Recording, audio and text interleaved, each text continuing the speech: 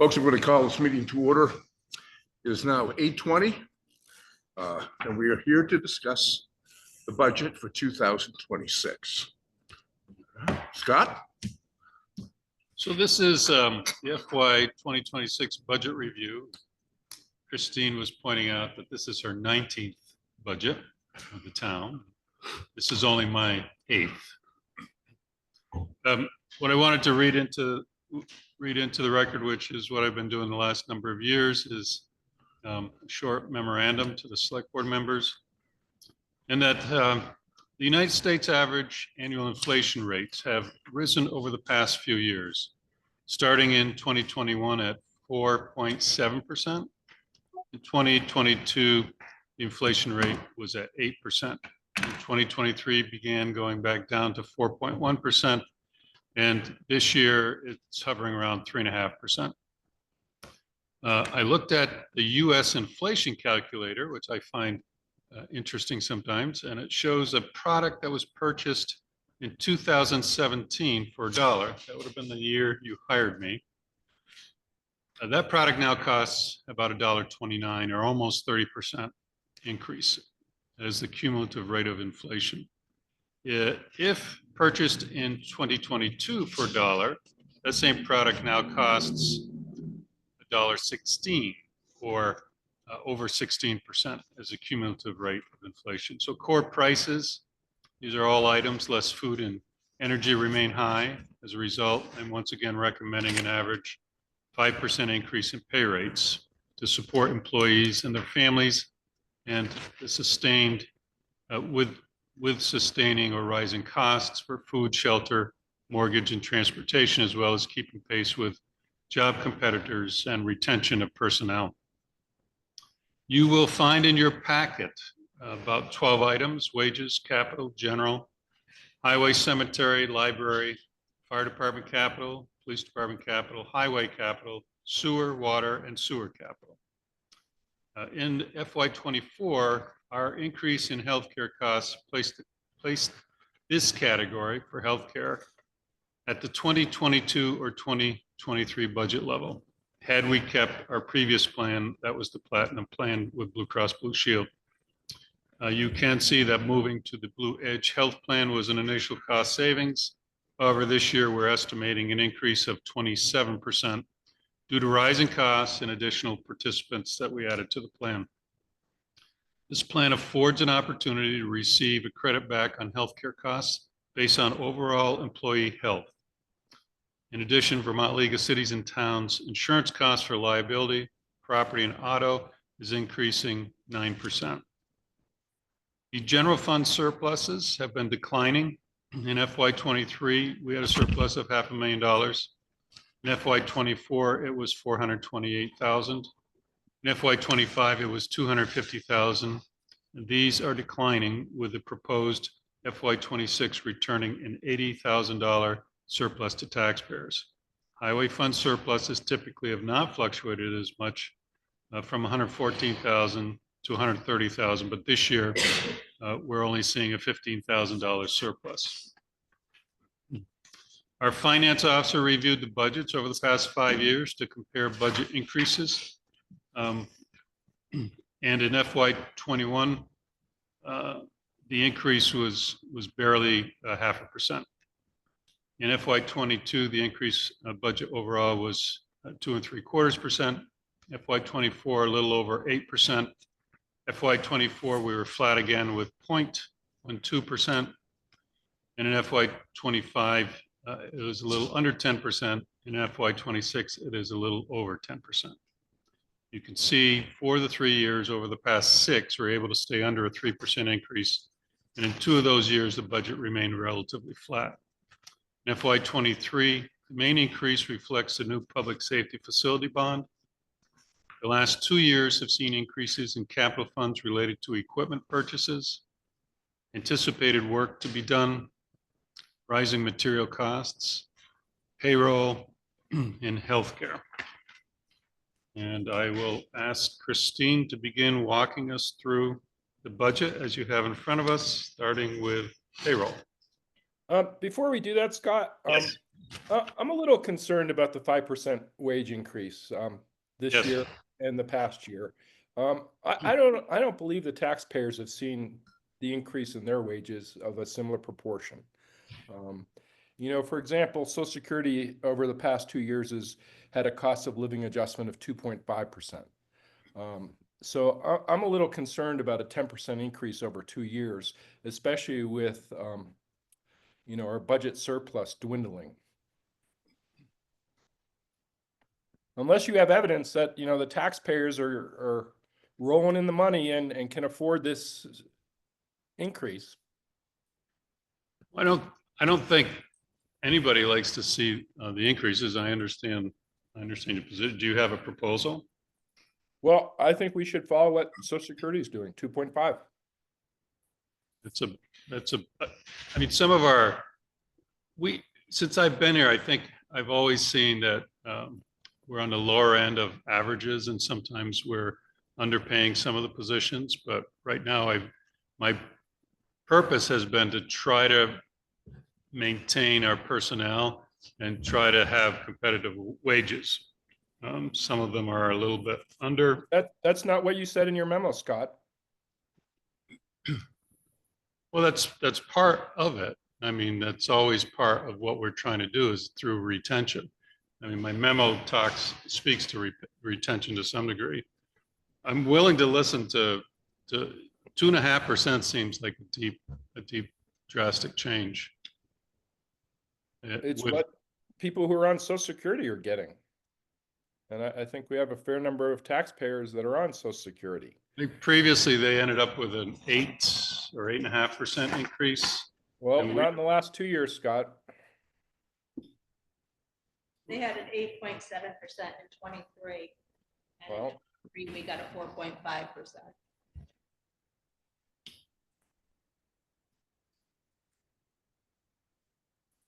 I'm just concerned about the taxpayer. I mean, I don't see wages going up by 5% per year in the Deerfield Valley.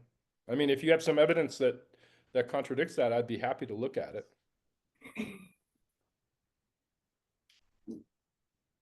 Anyone else? Number one cost to taxpayers is their property tax. And this will further burden the property tax. Well, I mean, I will say that most people who are living off Social Security get a large portion of their taxes paid for them by the state payment too. So they're not as affected as somebody who doesn't get the state payment. That's another piece of that. And we have a large portion of people who do receive those state payments that are homestead properties. Yeah, 75% of the people pay their property taxes based on income sensitivity. That's Correct. how it works. But it's. I mean, I would argue that if you're going to reduce the salary increase from 5%, I would argue that the cost of living in the Northeast urban is 3.5%. What was last year? Last year's 5%. increase? 5%.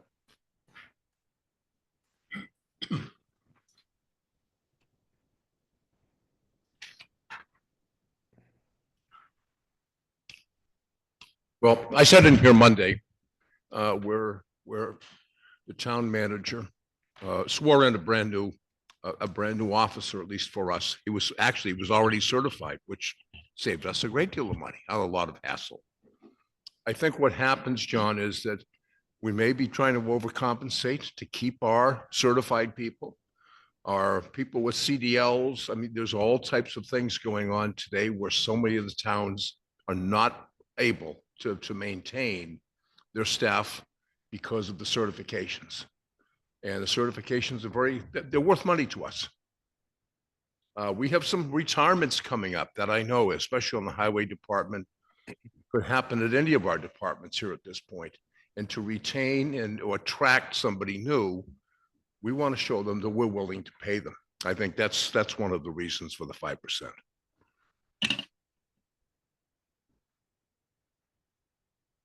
Yeah, I agree with the 5% on, if that's what we did last year, cost of living is through the roof.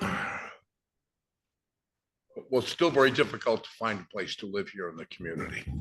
All right. And we do have We have some people on our emergency response who aren't residing in the community. We used to have an area where people would have to be and how close to town, and we have to waive that here at this point because of the lack of housing.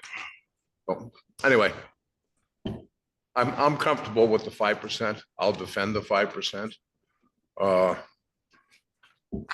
I know what John's talking about.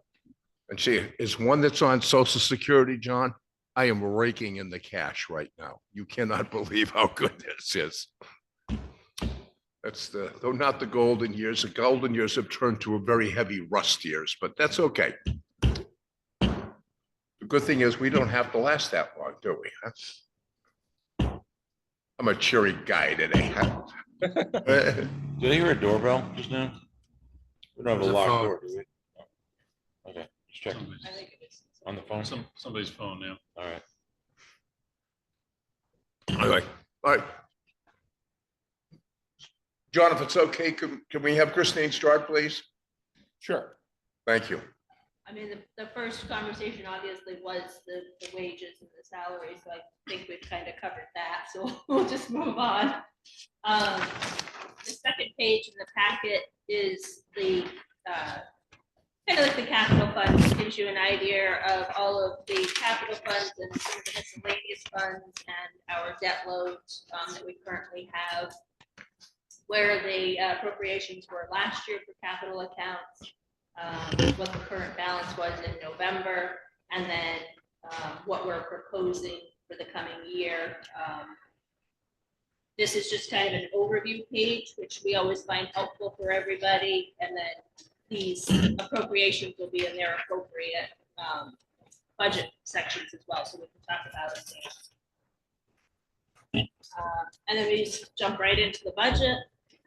So as Scott mentioned, with everything, costs changing and increases, and just trying to continue to fund programs and projects that need to be done, the expenditures, the total budget itself is up 10.47%, 699,836.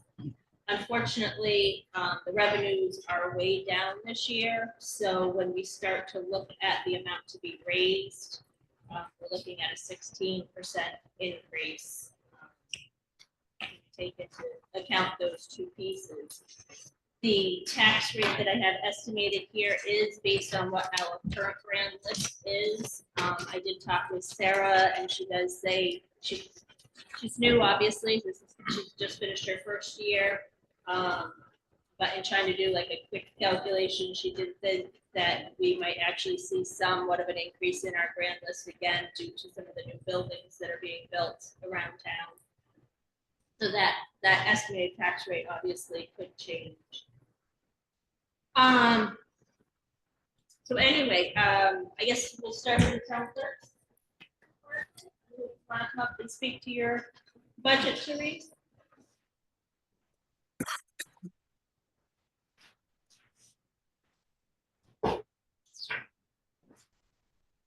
Good morning. Morning. Mine's pretty- Did you get a cup of soup with that shirt? Did you? Yeah, That's something. Okay. lights up too, but It lights up I too? have to change the batteries. Oh.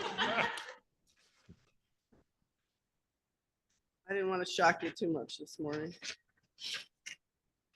Mine's pretty straightforward, no major equipment needs or anything else. I did sneak up recording supplies just because the cost of binders and paper, et cetera, for land records and grand lists and everything just continues to go up.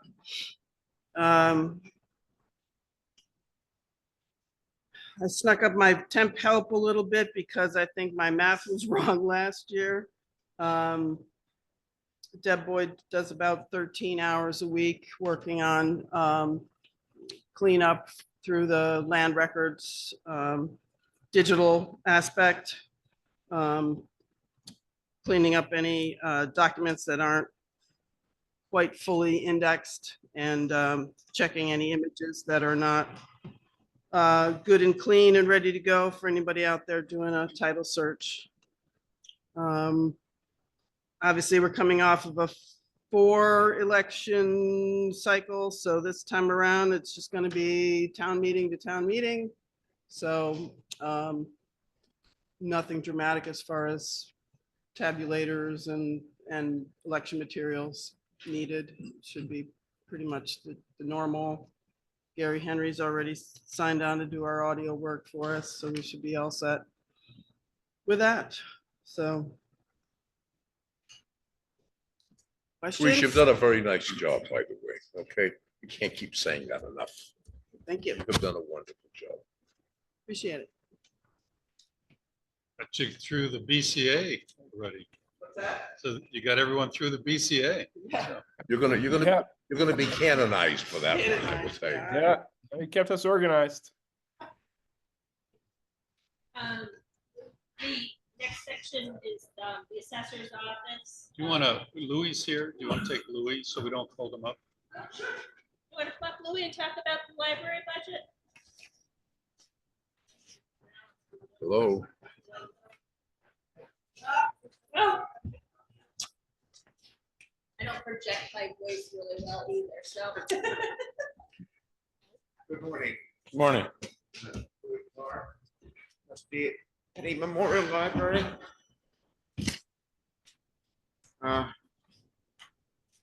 We are requesting a 14% increase in our budget this year. As you may know, probably know, we've had a fairly trying year this year. We're on the 5th moment. We just hired 3 weeks ago. And one of our issues, if we've never offered any benefits.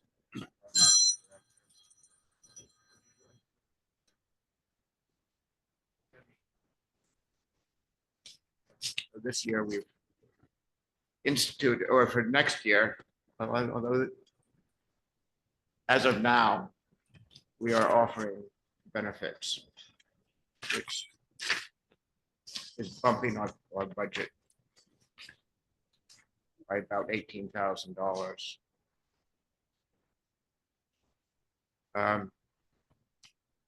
The other we're looking for is that need a want a kind of a shed to house our stuff that's getting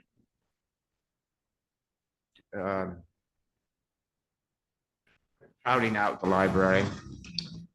We are probably a bookkeeper.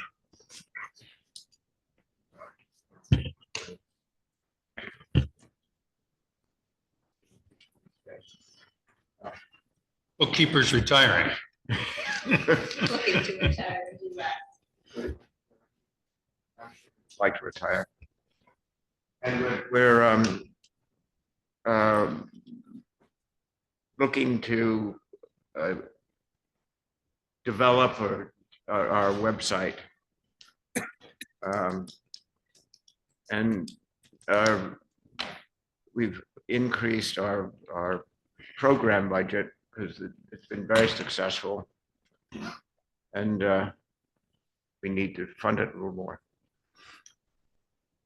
So that's my story. I'll stick to it. You couldn't rent just a space rather than getting a shed? Good. Yeah, I'm just throwing that out if it's stuff you're not gonna have to use. Good. I mean, we've asked the old school what they have, but actually more expensive. Well, how about the, like, Green Mountain, Oh, yeah, storage or but whatever? a shed. Yeah. Can I ask a question? Yeah. Just down the street from you was the old firehouse. Yeah, Can you use any of that space for storage? apparently not.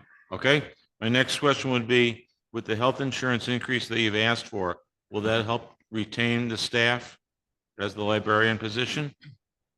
Well, now we're on the town's Okay, benefit yep, package. There's only one person, who's full library director. but that's the director, yes, sir. And so you don't anticipate going through as many people in the future? And I'm sure it's been a struggle, constantly replacing them. It's got to be a pain. It is. So We've you'll be able to hold on to an individual longer is the goal. Best wishes. I hope it works out for you. Yeah, I mean. It's great to see the library there, in my opinion. We actually had the trustees working the desk for sometimes past year. Uh-huh. That's not very good. Thank you. So Louis, why did professional fees go up so much? Sorry? Why did professional fees go up so much? Professional fees. We're hiring a bookkeeper. To hire a bookkeeper, John. Okay, it's bookkeeper expense. Got it. Expensive bookkeeper. Have you hired someone now? Well, you have any idea who could be your bookkeeper? Oh, yeah, we've got a couple of. Oh, you do? possibilities. Okay, all right. That's also a difficult position to fill. It would be a part-time, Okay. you know, we're not that big a deal, but, and the current bookkeeper would still be there. Okay.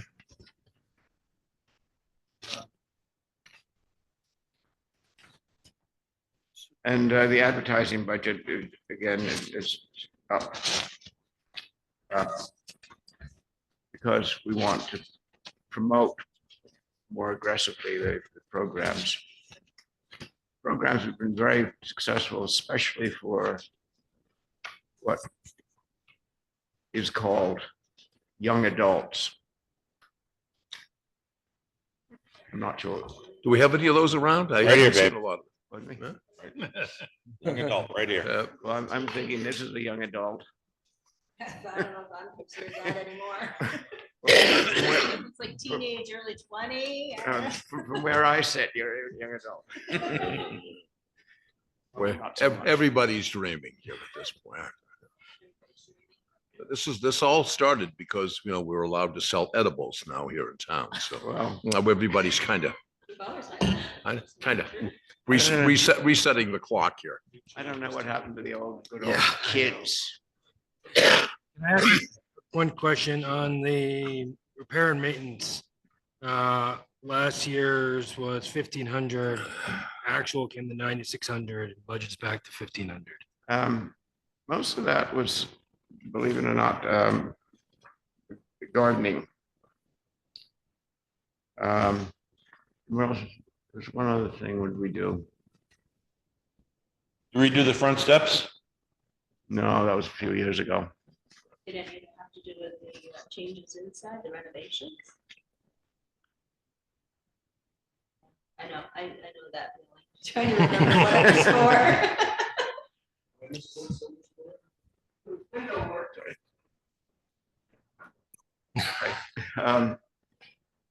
did we do? If I, no, Yeah, I guess my question was just more making sure that the number for 25 is not, it's 1,500, not 9,600. I mean, normally, only just garden. Okay. Repair and maintenance. Yeah, there are a few little things. Oh, we do, we had to put in some electrical Go. exit signs. This year. We're putting it's in.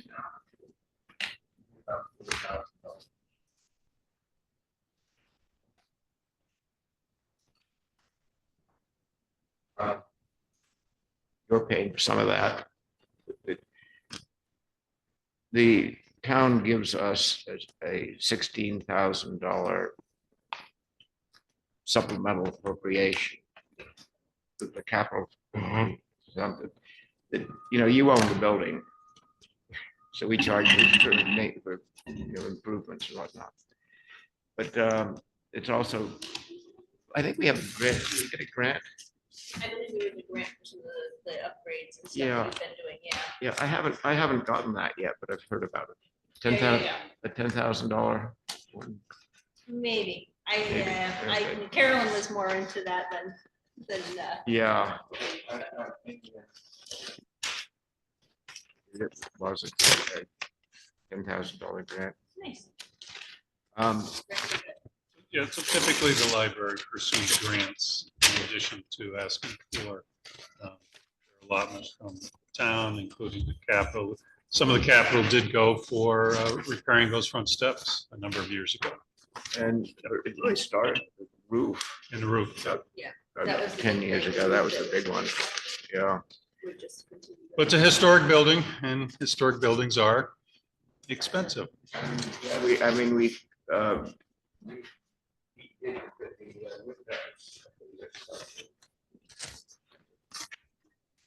Thank you. We do the foundation, part of the foundation. That was what the There we go. $8,000 was. I knew we'd get it. Yeah. Thank you. But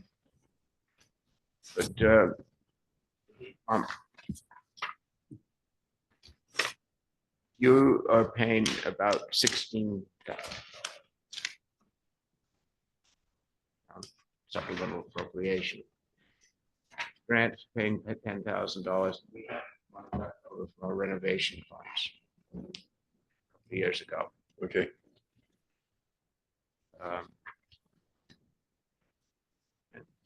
So other than turnover and whatever, Lou, everything else going well? The Yes. trustees, enough trustees and all that? The library has had a very successful year, I think, Right.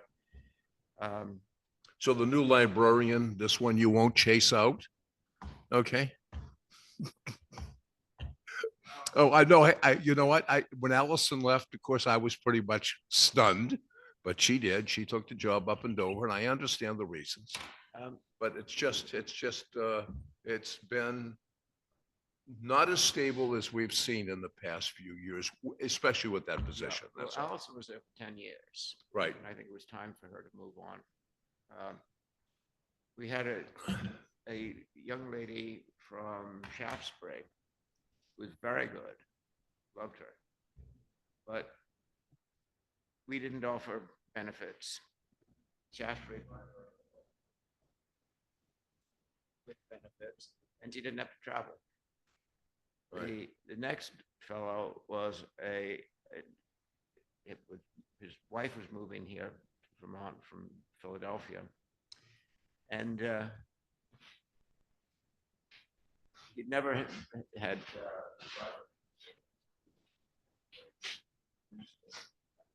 Right. he was very good.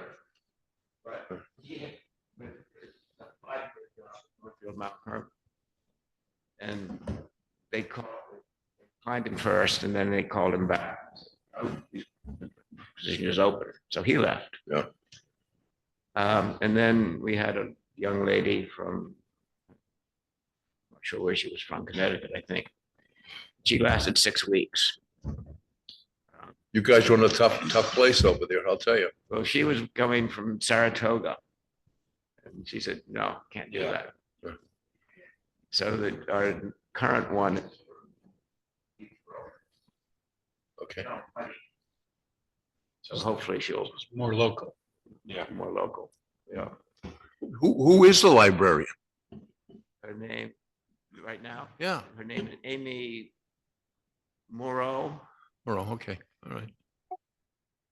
And she seemed some library experience with mostly administrative background. Right. Which I think you can teach librarian skills, but it's hard to teach administrative skills. Okay. Um,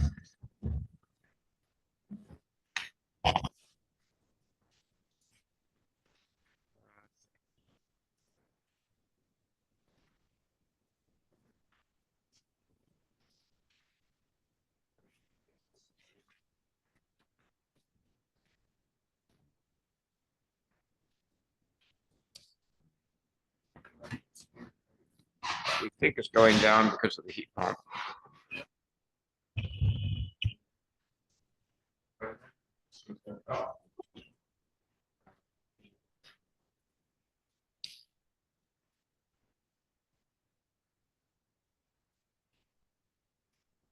I think you covered it all, Lou. Yeah. I think you did. Thank you very much.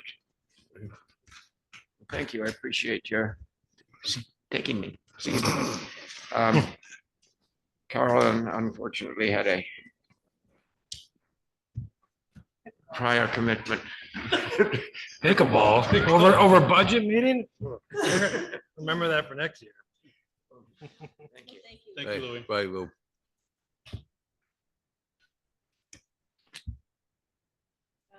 So the assessor's office will be the next section.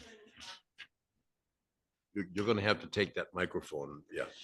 You had problems Yeah. the other night. Is that better? We're having problems this morning. It was very hard to hear Louis. Yeah. You got a little closer, I think. Okay.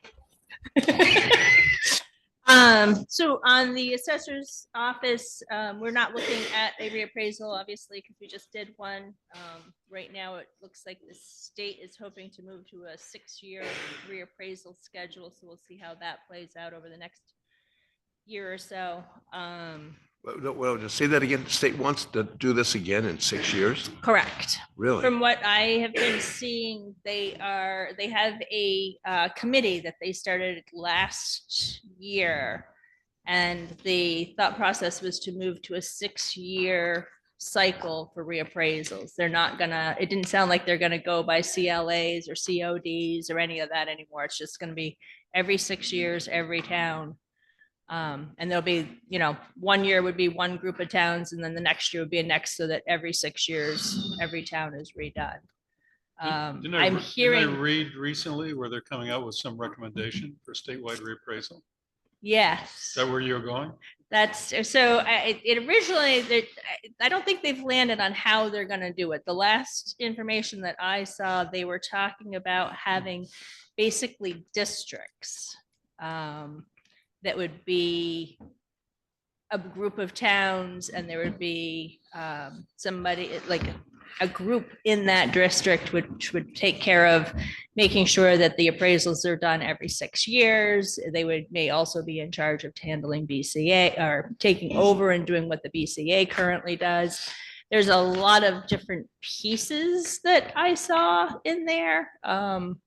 And until they land on exactly how they're doing it, how they're funding it, it'll be interesting, because I don't think that the 26,000 that they give us is going to cover it, a full reappraisal every 6 years, if they do it the way that we've always done it in the past. I know they are talking about moving to one CAMA system, which that's like ProVal, which is what Russ uses, is a type of CAMA system. But every time I see a report, it seems like they are changing a thought process just a little bit. So I'm not sure. I think that they're supposed to settle on a plan come like this next session with the legislators. So I guess we'll see what happens in 6 months. But the state formed their own committee to look at this. Is that correct? That's my understanding, yes. Involving That's not really PVNR. encouraging, but that's. I mean, it'll definitely take care of the issue where, like we saw recently, there's some towns that haven't done a reappraisal in like 15, 20 years. Yeah, how did that happen? Because they don't have any properties that sell, so their CLA and their COD don't change any. If you have 300 houses and one sells every 5 years, there's no difference. I mean, unfortunately, we have a high turnover here and, Well, I had seen that Dover hadn't done one for 15 years. really, 15 years. I'm surprised the state hasn't like done something to like just do it themselves, but Maybe we're too compliant. Maybe that one. maybe we should have just not bothered. But you know, our CLA, the tax dollars that would have been collected one way or the other, because the CLA was dropping like a stone. I mean, would have been at like 60% this year had we not done the reappraisal. So another few weeks, we'll know what our CLA is for next year. Hopefully it'll stay around 100 and not drop. Well, we jumped over every hoop we could to get it up to 100%, which we did. Yep. And very quickly did that drop again, only because of the sales here in the community. Oh, yeah. I mean, they went through the roof right after the 2020 reappraisal. Yeah. All right. So, yeah, so I mean, for the most part, the assessor's office, we're staying stable there. We did reduce the grievance costs because the thought process is we are not doing a town-wide reappraisal, so there shouldn't be as much cost there. And then the next section is the town manager section, Excuse which, me, 1 second. okay, On the assessor's office, it looks like the one salaried employee goes up 9.05% when everybody else was in the 5% range. Do you have any idea why? So in terms of her job, she just started, she's over a year, and by next July, she'll be breaking into 2 years. And we thought it was time for the amount of work that she is now doing in that office. Of course, we weren't sure when we changed over to an assessor office of the assessor, and how much she would be required to do versus what the assessor is asking her to do, and that sort of thing. And her job duties, I think the job is enlarging, and it puts her in line with the town clerk's clerk. Okay. I think it may be as an extension of my question, being just wrapping up the BCA, a lot of the cards seem to be incomplete or inaccurate. Would any of these positions work on repairing those cards? I believe that's Russ, the assessor. 'Cause Okay. he's the one that does that part of it. But what Numbers we're- of bedrooms, square footage. We found there was more than one error that slowed things down. And a lot of that is caught up on when they do, remember, this is mostly statistical. Yep. Almost all statistical, with the exception of some properties that had building going on. So some of this is cleaning up as they go along. Okay. And some of it is in talking with Sarah. She has learned a lot in this past year, especially, being thrown into a boiling pot. But she learned a lot during that process, and she has some ideas on how to improve it. I think one of the concerns that John had as chair was, could we give some sort of better question and answers ahead of time? Could we do a leaflet? Could we put something out on the web a little bit more? And so she's working on some of those kinds of things, and also she's identified things to make the process go a little bit better through the grievance process and through the assessor's office. So she's picking up on that. She did some training last year, and she'll pick up some more training this year. Thank you. So Christine, Yep. is there money in the assessor's office for specialty appraisers? I mean, I don't know if we're doing any appraisals of commercial properties in the coming year, but with respect to some of our more unique properties, there definitely needs to be funding for specialty appraisers. Yeah, I mean, I know we did some specialty appraisals when we had a couple properties that I think went to the state board.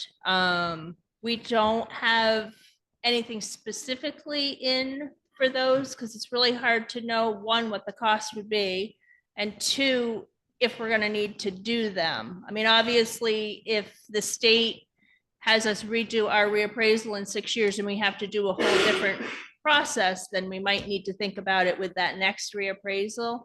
I I'm not sure because again, it sounds like they want to use the CAMA systems more so than what we've been doing in the past, which is like true reappraisals. We do have money in for,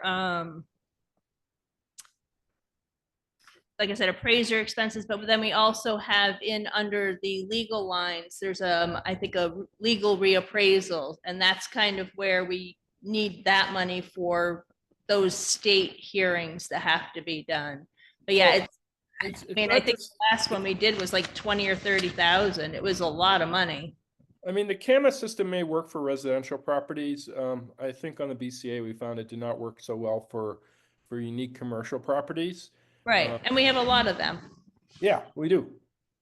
And it puts, it's very difficult when there isn't a full appraisal of a unique commercial property to support the assessor's office because, you know. And I think when we did the in-person ones, John, we hired a specialist for a certain number of those properties. So I think when we do the physical ones, we certainly will. Remember, we do have a capital fund that could support a specialty if it was needed. So in terms of going to appeals, Ed Adrian will be the attorney, and we may end up having, I mean, usually we hire an independent appraiser to focus on that. I would like to avoid having to go to appeals on some of these properties. If we have a specialty appraiser come in, you may be able to avoid it. No, I don't disagree. I'm just saying that this last time was statistical, and that was the purpose of that. Right. No, I understand why we did what we did. I'm just saying there were challenges along with doing what we did. We are building a capital fund. I mean, you could certainly add more to the capital if you'd like. Certainly, the 26,000 annually is going in that fund. Correct. What's do you know what the balance is? That's what I was just looking for. Yeah, we were at 142,000 this year. And yeah, there's 27,000 that the state gives us every year that we've been putting into that fund. So there is money there for something like that, should we need it or decide that we want to go that route. And like I said, it's just hard to know what's going to happen with the next round of appraisals and who's going to pay for it, who's going to be in charge of it. Like I said, at one point I was hearing the state was just going to take over and do all the appraisals. And then at another point, more recently, it sounds like now they're going to create these districts instead that would be responsible. So. Yeah, well, I mean, loss of local control over that process may not be a good thing, but. Right. Right. But you know, that's up for the legislature, and hopefully our representatives will understand what our position is. But yeah, I just want to make sure that we're budgeting for some of the unique properties that we have to appraise from time to time. Right. I'd prefer to do it on the front end rather than wait for an appeal. Yeah, I mean, I guess that would be something when we get to that point, if we are the ones doing it, which hopefully we will continue to be the ones and they won't do something strange, but it'll be something that hopefully we won't have to worry about for 6 years. Right, isn't this least. something that we can just keep in mind for our next, when they tell us that we're doing our next appraisals, that we can build it into the budget for that year? No, that's not how it works, Charlie. We actually appraise properties every year. Well, the brand new ones, yeah. We just don't do a townwide reappraisal. No, I understand that. I just Right. meant, she said there's the capital for, but yes. Yeah, I mean, there is stuff that is done each year, but that's usually more what they call maintenance, which is a new house that got built or a garage, a deck, those kinds of things. I don't know of any major new specialty projects that are being done in town currently. I could be wrong because I'm not in the assessor's office, but Okay.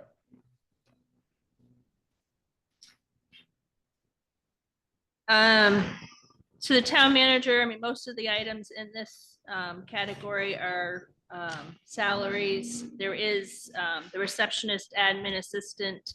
This is actually two very part-time positions.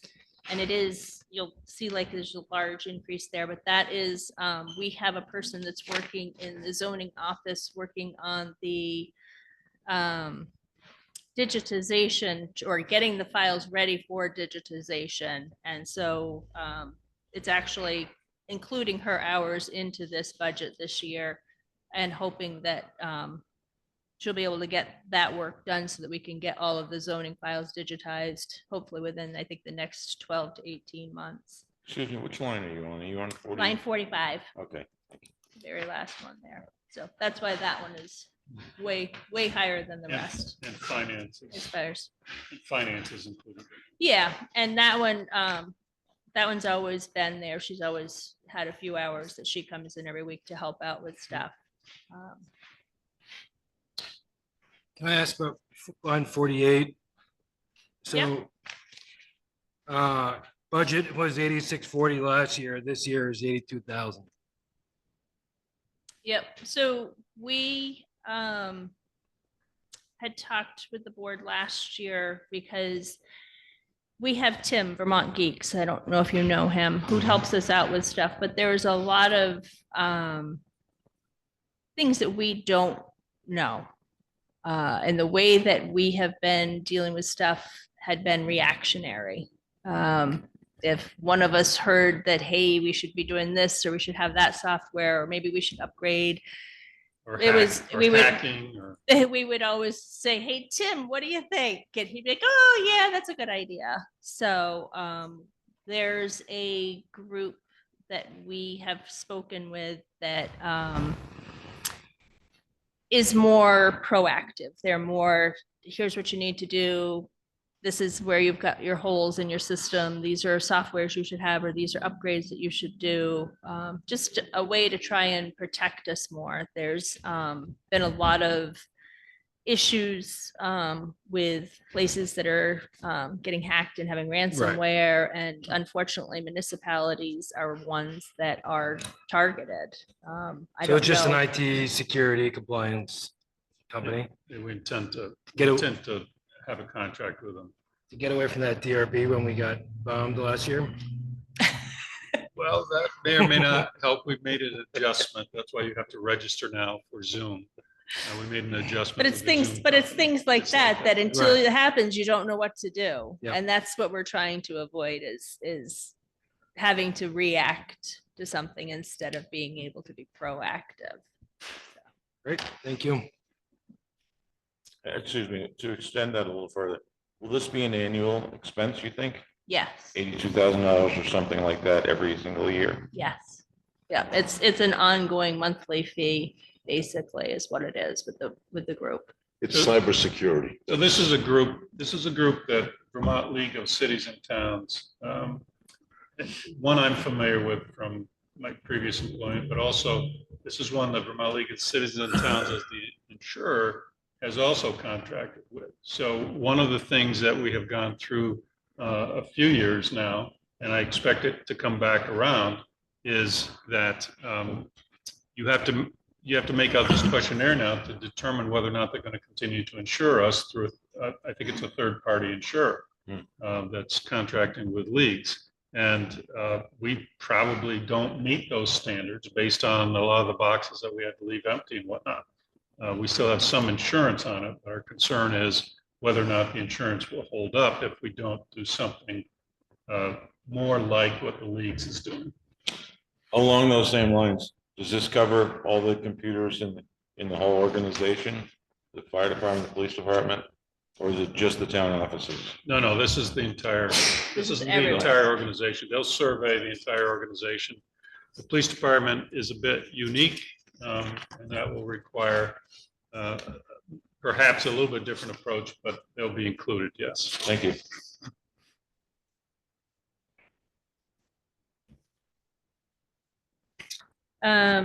The next section is cemeteries. There is a separate budget in here for the cemetery. right before the library. They were asking basically for the same funds as they had last year.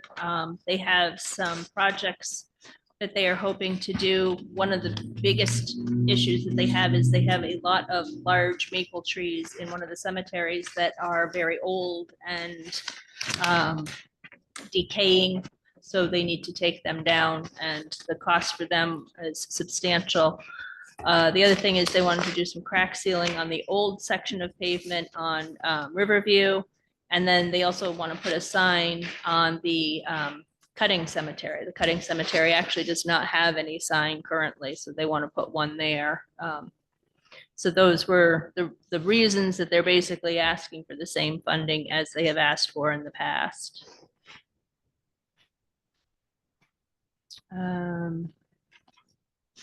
I guess zoning, I don't know, is just Robert's in here? Do you want to talk about zoning at all?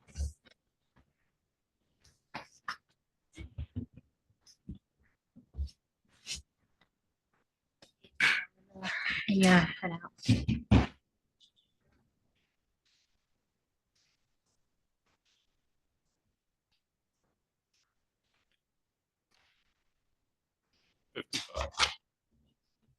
Line 55.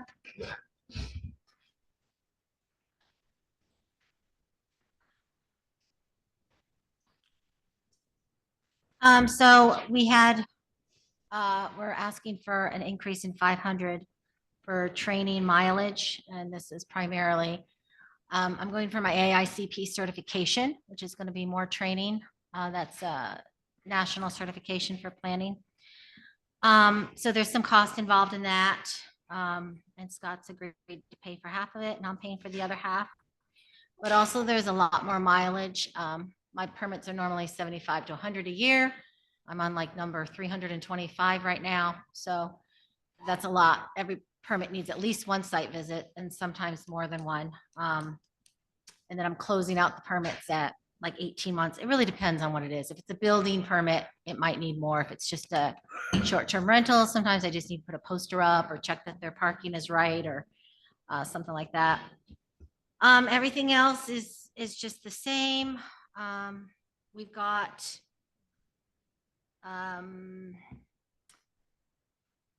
the bylaws, Article 6 and 9 are finishing, and then we've just got the town plan to work on.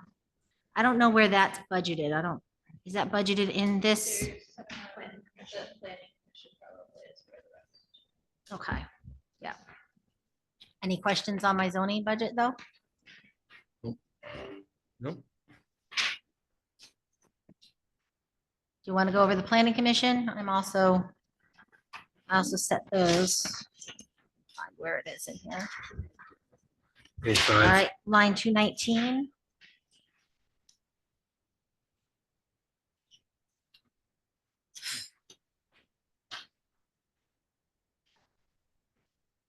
I did find it. Is that under the municipal planning grant? Page Is that what it's 5. under? Oh, For the town plan? I mean, we're hoping, the town plan grant, we're hoping that we'll be able to match, do a volunteer hour, so it won't actually end up costing the town any, but I think, yeah, I think we put it under. do we the have a grant. number somewhere? Under 220 is where. Under the is where we municipal tucked planning it in, grant? yeah. Yeah, because that's really, the town plan is the main thing that the planning commission is going to be working on this year. Bylaws are pretty fixed, and besides floodplains and public utilities commission, not much to do there.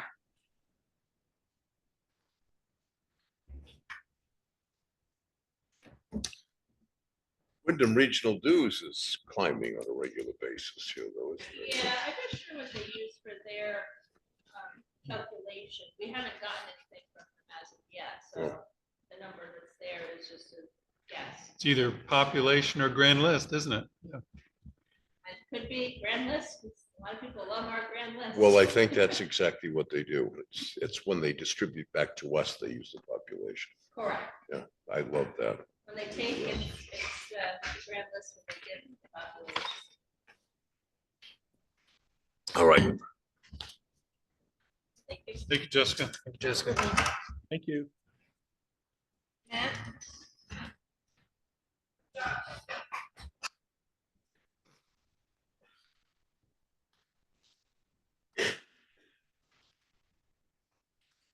Morning.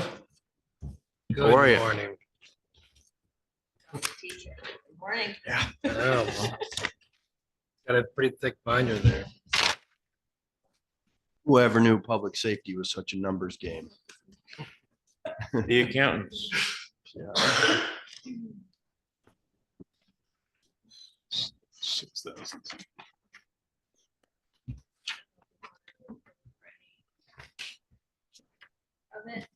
Chief, are we actually fully staffed now? We are What- not. We are not. Okay, we- still one short? We are one, we have one full-time opening still. Okay, all right.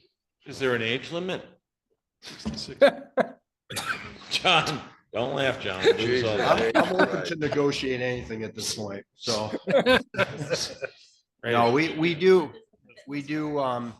have some good prospect applicants at this point.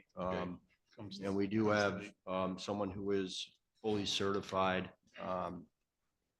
But they may be delayed in joining us a little bit, but that's still beneficial to us because they'll come on fully trained. Other than learning how we operate in our community. So yeah, that's the good news. But bad news is we might have an opening till they can make that transition over. So We talk about if you hired somebody with no experience, what that would do for your organization. So we do have applicants still in our lengthy process with no experience. So I've just, like, even today, got some of our testing and evaluation results back on some. But at this point, anybody in that process with no experience will be looking at the academy next August, which runs till about end of November. So we're talking, if we move forward with an applicant with no experience, they really want to be back working in the community to about this time next year.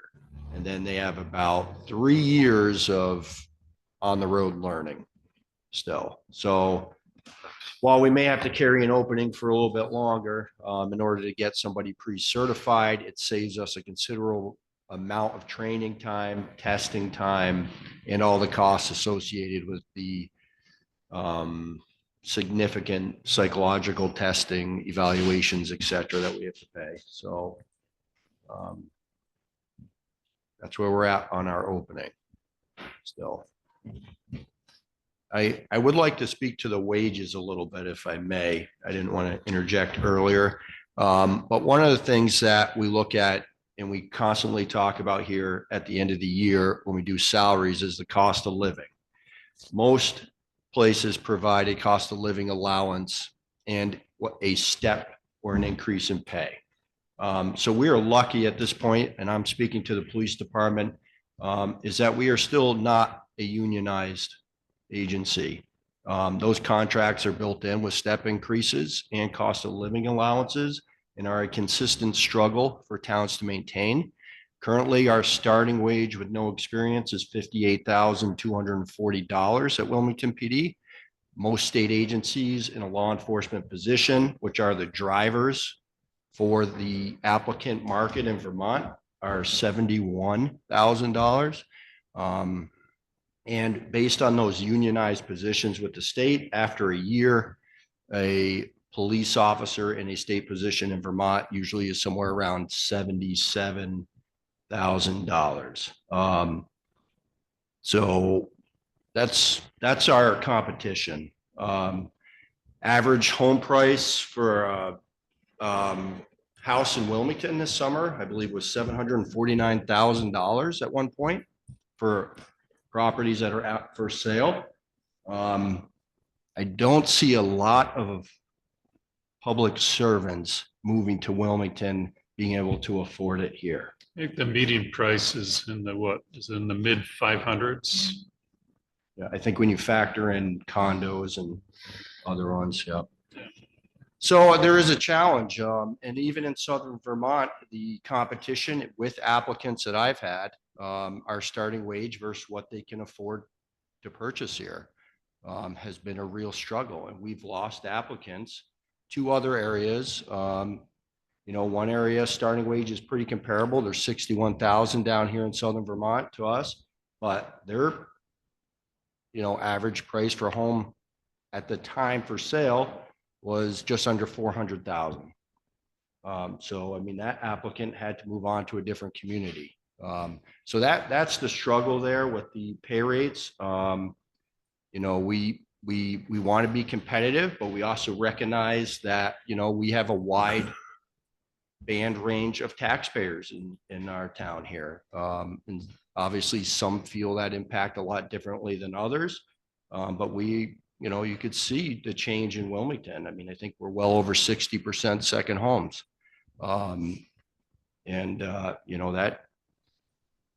That drives a lot of our workload as well, because as we bring and increase our foot traffic, our workload is not based on our full-time population. It's based on our influxes and what occurs here. So we also have this disparity in what our workload looks like. It's not based solely on our full-time population.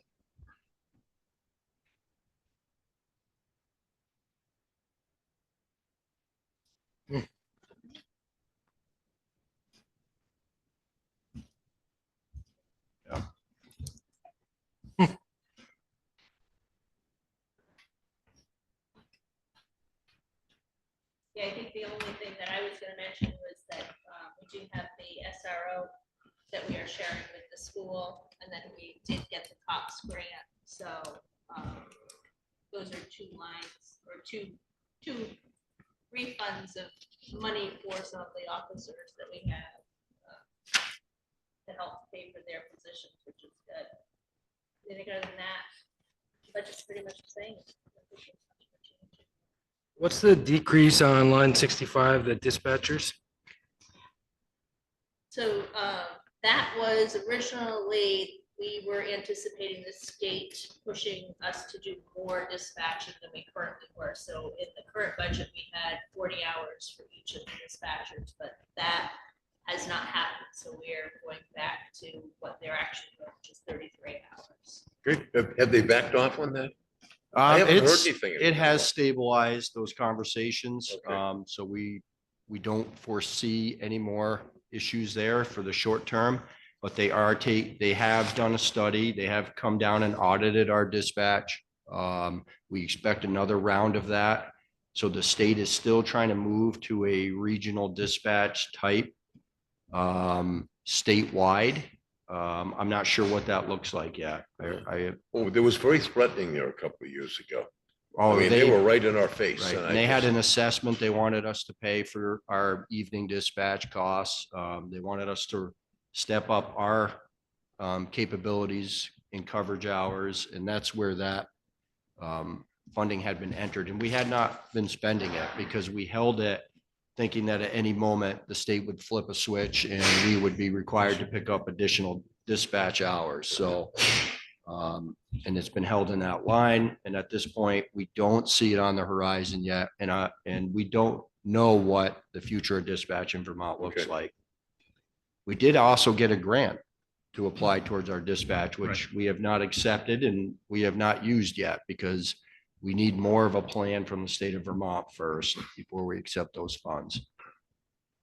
And one of your partners stepped off and went in a different direction, I think, right?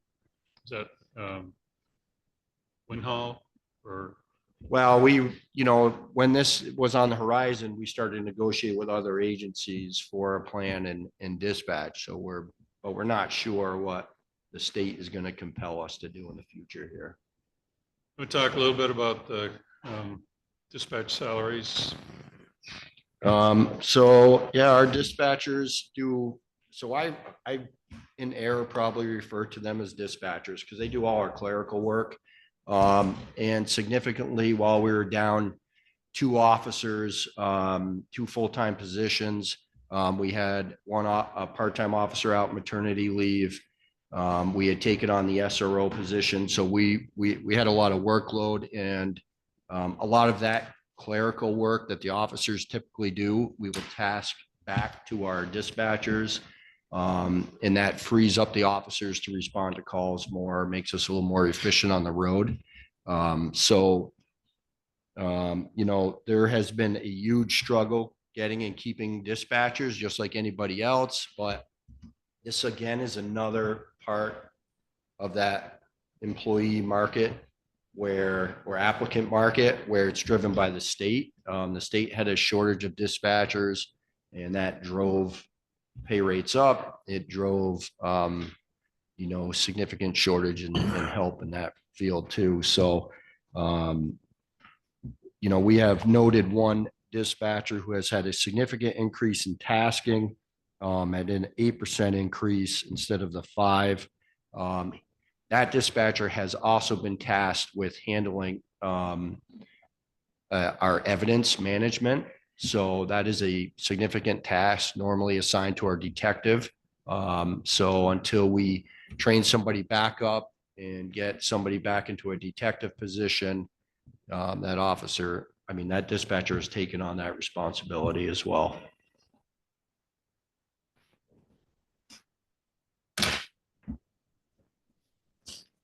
We'll talk a little bit about Cellbrite, just to keep that on the horizon a little bit. So because that Which Our- which line is that? that 91? investigations. So Cellbrite is a program used for the forensic analysis on cell phones and investigations or any electronic digital device. So iPads, tablets, laptops, airbag modules from cars. There's all kinds of information that we can take on investigations, but it's a very specific skill set and obviously a very sophisticated technology piece in investigations. We received notice from the Vermont State Police about 2 years ago that they would no longer be sharing their resources for digital forensic analysis, essentially kind of cutting off everybody else.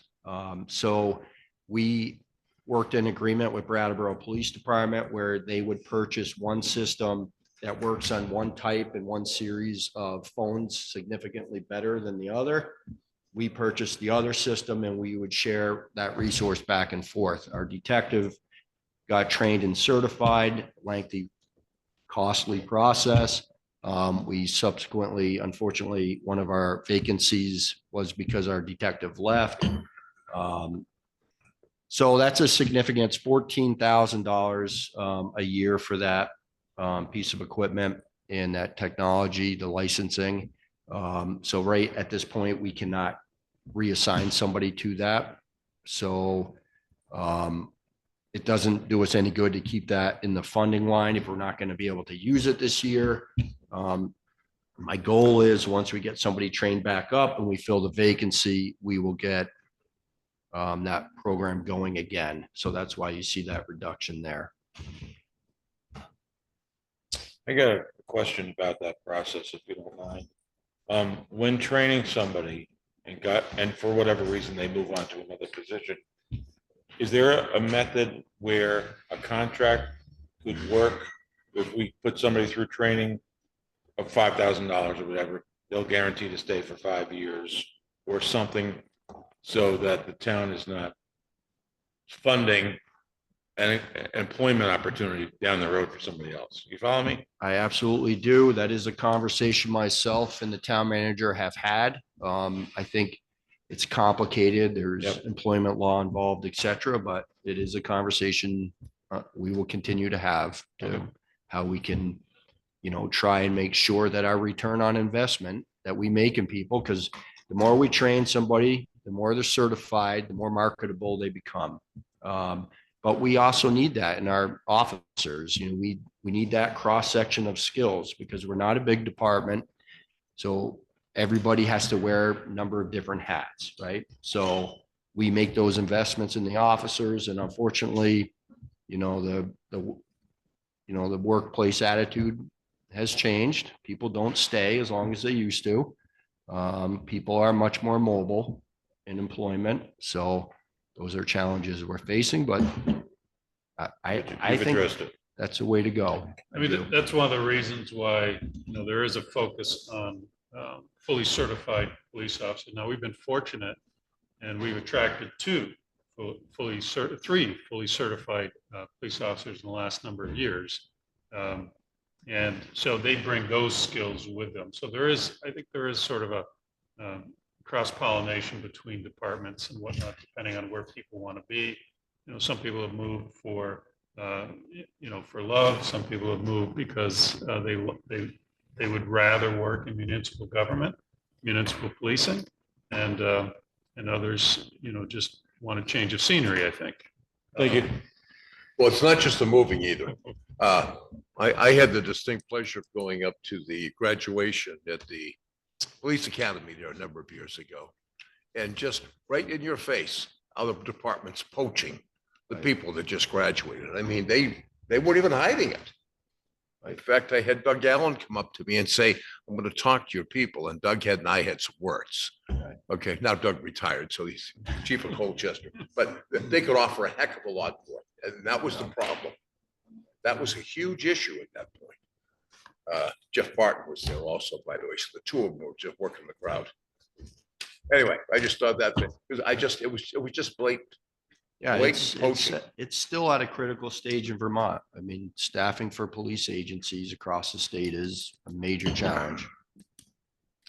And by the way, the state police were not innocent. They were constantly putting on their I'm little aware. show for everybody. I'm aware. Okay. Thank you. Are we all set with police? Do we go over capital as well, or does that happen afterwards? Let's do it. I just had a question on the radios. Is this being ordered with the new request for the fire department? No, our radios are not included with that. We had written a grant combined last year to address our antique portable radios that both we and the fire department operate. But we do budget separately for that equipment. So while we try to capture a grant that will pay for both departments, we do budget separately. Yeah. For those.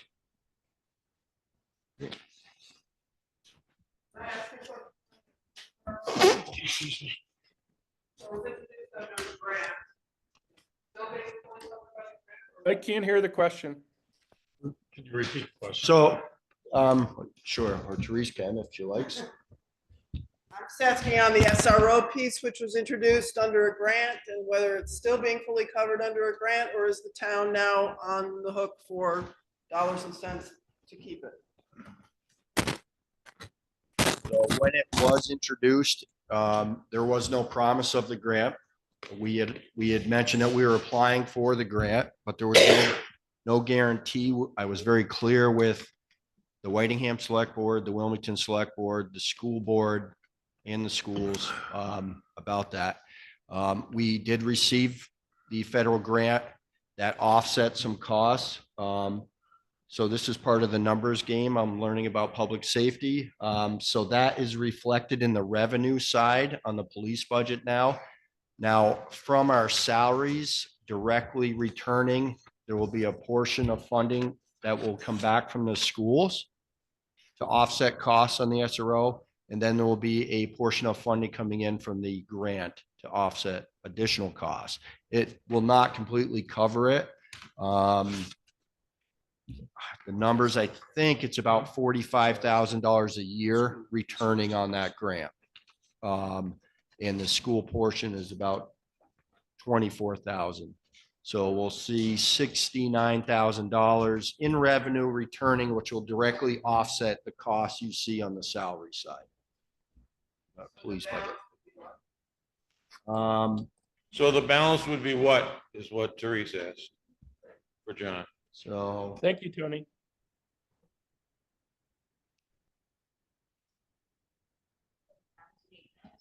yeah, I think it's a little more than that. I think it's somewhere around 15,000 if I remember correctly. Benefit- Annually. Benefits and whatnot. Right. Thank you.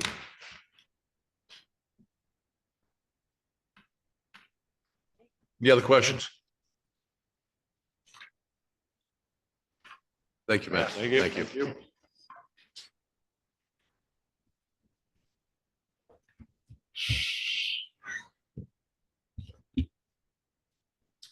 So the next section is the public safety facility, which there's What line are you really, on, please? 97. Thank you. starts 97, yeah. PSF is what it says, PSF, electric, water, heat, all that. Not really a lot of changes. The heat is one where I think we, now that we've had a few years of usage over there, we have an idea of where that's at. So that's why that one is down. And that's pretty much it. I mean, everything else is pretty stable there. Then you have the old firehouse. We did have some like roof repairs. There is a section of that roof that is getting old that we do have in the capital budget to repair completely. Janitorial is just like the weekly cleanings over there. And, I guess fire department is next. Scott? You want to talk about your fire department? Where's your binder like the other chief? What's that? You don't have a 3-ring binder? I don't have a figure. No, he's just Pictionary. I'm not that, not that sophisticated. There you go. Probably a good thing. Upstairs, downstairs, Yeah, right? pretty much. Good coffee. Yeah. I hear the police chief wants to do something about your coffee. Hey, you drink it. I do. That's not saying much. So, yes, I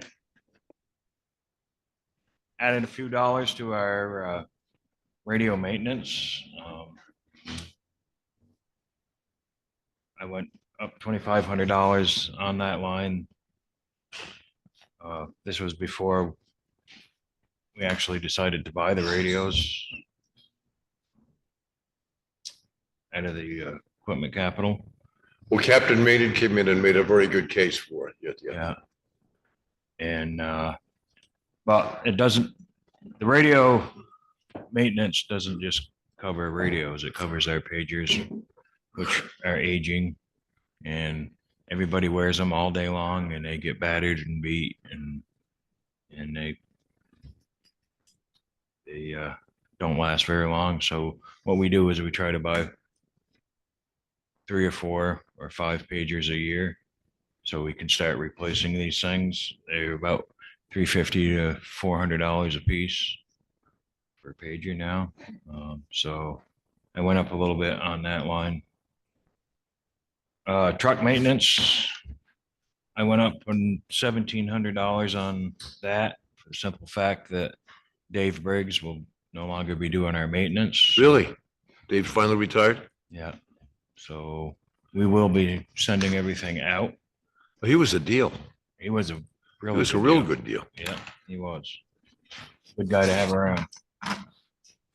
So I had to go up a little bit on that because it's gonna cost us quite a bit to maintain them. Garage rates now. Wow. So, actually, I'm working on another deal. I'm hoping that we can keep it local.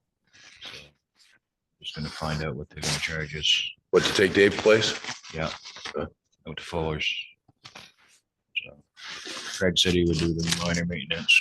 Craig Green. Who? Craig Green. Oh, Craig, okay, Yeah. yeah.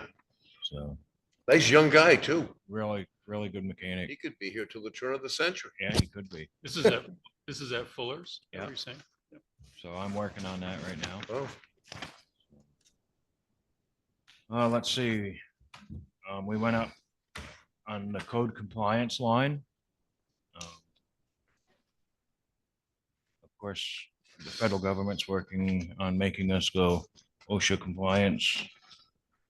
And NFPA, of course, has always been there. And it's mandatory now that the jaws of life get maintained and gone through every year by a company that is certified to do that. and that's costing us, probably $1,000 a year or more. And of course, our SCBA compressor for the clean air, for our breathing air, has to be maintained every year and gone through. So there's another $800 to $1,000. So I increased that to cover. You have a new vendor there We do. for Yeah. SCBA. Yeah, the good thing is with the guy that does the jaws is the same, or the company that does the jaws is the same one that does the compressor. So they can do them all at once. So that's about all I got really for increases.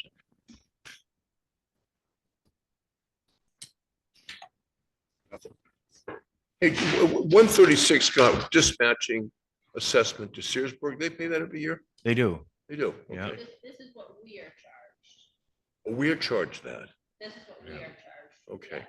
This is our annual fee, and then the revenues is what Searsburg. All right. Yeah, All right. Searsburg has a contract with Stillwell. Unlike our friends in Somerset, correct? Huh. Yeah, I'll give- we're still working on the We're still working on it. 5-year Yeah. agreement. I think, right? That's, but Harrington's still in charge of Somerset, I is it? believe so, yes. That's unbelievable. I'm not quite sure. I'm supposed to get the estimate for our dispatch this year, but with the grand list and everything, they go off the grand list. So Yeah, who knows what it's gonna be? I know, I know. It's getting costly. So that's all I got. We will have a new truck hopefully by end of February, 1st of March. Really? It should be delivered, Oh, great. which is faster than what we expected. So what are you doing with the old truck? We'll probably auction it or try to sell it outright. Okay. Um, The reason I ask is I saw Marlboro had one for sale right on the side of the road. up there. Yeah. I mean, they obviously sold it. It's So- not there. When you buy something brand new that says fire, it's worth millions. When you go to sell something that says fire, it's worth nothing. We used to have that So- same problem when I was on the school board with the school Sure. buses. Cost us a fortune and you could sell them for like Right. $45 at the end because they were beat to death, but. Maybe you should make a package of the fire truck and the old radios all together. Yeah. You can start your own fire Well, department. we have gone through Auctions International, and there was stuff I didn't think that anybody would buy, and they paid top dollar. That old brush truck of ours that was Yeah. rotted out so bad, we got $9,500 for that. Really? Yeah. I love that truck. Oh, don't even start. Did you buy it? So there's somebody, You love it. there's somebody He somewhere drives in it this home. country that's cursing you Sight- out right now. Sight That's- unseen. Yeah. They came and picked it up with a trailer. That's, isn't it? Wow. But that also, we used to call that fraud. Okay, so it's. it's That's kind not of- fraud. It's a bid. It's a bit. That's not- that's good. Good answer. Anyway, okay. Any Yep. other questions? We good? Thank you. Thank Thank you, you. Scott. Chief.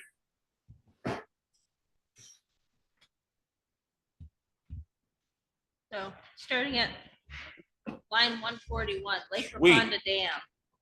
Oh, brother. Lake Raponda Dam, yes, God, ma'am, no this change. is just- Engineer costs, rest in public lands.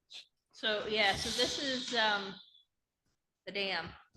I'll let There's Scott more talk, 'cause to he- that, he- there's he- more to that title, but it is a, Boy, I tell you. It's dam. The dam. so this is the engineering cost. An engineer from the Bennington side who is putting together, I call it a maintenance plan, but it sounds like a rebuilding plan. We won't know, I talked with him this summer, this past summer, met him again at the dam site. He looked it over with one of his colleagues, and I tried to get him to give me a ballpark, in his experience, what it might look like, to basically bring the dam up to a level that was acceptable by our insurers and would last, 10, 15, 20 years. And he was reluctant to give me a number because he thought I might hold him to it. So we put $75,000, besides the engineering costs, which this may not cover it completely, we put $75,000 additional into the lands capital fund, the public lands capital fund, for the purpose of supporting dam reconstruction, dam maintenance, whatever you want to call it, because I don't have a plan yet. I don't know what to call it. In our experience with highway, it costs, on average right now, to replace a culvert with a structure, roughly $300,000, give or take. And of course, as you know, in some instances, like, shall I say, Look Road Bridge, that was almost $1 million. So we know that the construction costs to these things can be expensive. So this is nothing more than a token putting in place in the event that no grants, currently there are no grants available, but I anticipate with the state pushing this whole, I don't know, what do you want to call it? The idea is the state's either tearing down dams, and John Gannon's property was a good example of that. Also, Dr. Rule's property a few years ago, before that, was a good example of that. They prefer to tear down dams, but in our case, I would not recommend tearing down the dam. We have significant properties around the lake, and I dare say they would be very unhappy if we tore down that. And it represents a significant tax base. Their assessments would go down, maybe they'd be happier. So the lake is roughly 10 feet deep. We know it's a shallow lake, but there has been some deferred maintenance. I think Tom likes to point out that he never knew we actually owned a dam. We should have never owned that. And we discovered that we took it in tax sale, I think in the 80s, if I remember correctly. 91. 91, I'm sorry, 1991. And no one can guess why, but we took it in tax sale because I guess we take a lot of things in tax sale. Who the hell would ever take a dam? Yeah. Think about that. Who was here then? Well, Was it Bob Renauld or Sonia? No, Sonia. Sonia. Oh, no, Bob was long gone before this happened. So this is a significant project that's on our list. We seem to have, when it rains, it pours. We seem to have a lot of significant projects that we can no longer ignore and we have to plan for. So that's my short spiel on that. And just so that you know, the question came up here this past couple of weeks about the old green bridge that's sitting out there in Medburyville. Yeah. That they were trying to figure out who owned that. Marshall came up with the fact that the state owns it. And it's on the National Historic Register. And of course, it's absolutely going to fall into the river here at some point, but you can't do anything with it. It's Not ours. not ours. I like Okay, that. not our problem. One, that's not ours. My God, not Take one, that one one thing off that's our not our list. problem. So insurance, line 143. These are the VLCT insurances. We just got our bill for the calendar year 25, which I'm still trying to decipher. How much but fun was that trying to figure that out? She hasn't figured it out yet. I'm still trying to figure out what they were thinking when they created the new spreadsheets, but anyway, it looked like a 9% increase. So I'm assuming another 9% for the following year for all of those lines, roughly. I took what this year's bill was and added as need be to make it make sense in my brain, I guess. These numbers may change once I get the new bill figured out for sure, but they're as close as I can get at the moment. Health and social services. These are all of the wonderful social services that keep asking us for money every year. And as you know, every year we have at least one new one. This year is the mover. I believe that that's going to be an article in the warning, but as always, I put them into the budget so that we know what our total cost and total tax rate might be. No, line 156, can you cross that out? Visiting nurse alliance. Absolutely. They haven't been viable for the past 2 years. They came and met with last year. No, they did not Yes, leave they last did. year. Yes, they did. No, you didn't. They 2 years came ago. and met here. They came and met Take it here, off. Thank you. And we paid. Well, you shouldn't have. Is that a consensus that we're taking? them Take it off. So we will notify, them as that, if that's a. Take it general off. consent. So We'll have to notify them if they want. are all these organizations coming in this year? I To hope talk- not. They're not. We've had them all come in, I think, over a series of 2 or 3 years. Do you want to start that cycle again? No, not necessarily. Just if any are going to increase, because we've had. No, none of them have increased. No one asked for an increase this year. Oh, that's great. Thank you. John, that's including Sash. How about that, huh? I know that's That's a a miracle. first.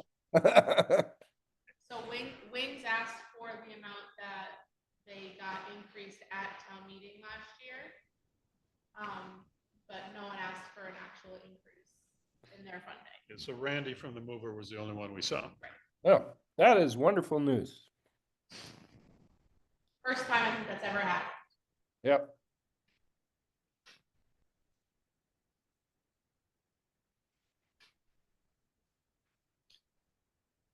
Okay. So is that's So a was consensus? that a consensus on the Yes. visiting nurse? So- that we're Well, the taking visiting it off? nurses, I think what you do, if you want to send it out saying that we decided to take it off because we have no evidence that you are active in our community any longer. I was told they are not active in our community any longer. They're not active at all in the southern part of the state. So we'll have to send a letter to them, letting them know that if they want to remain, they will have to petition. If they want to go on the,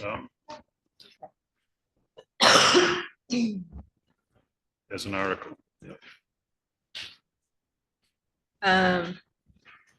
Employee benefits, those are the ones that have been standard. As we know, the healthcare this year, the premium for calendar year 25 went up by 10%, which will give me the first half of the fiscal year 26. So I have to assume at least probably another 10% for the second half of fiscal year 26. So that's why like the percentage there is not 10% because we're looking at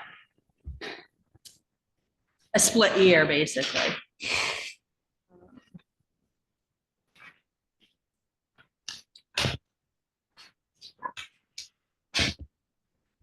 Transfer station, line 185 or 184. Who wants to speak to transfer? Marshall? Marshall. Oh, Marshall.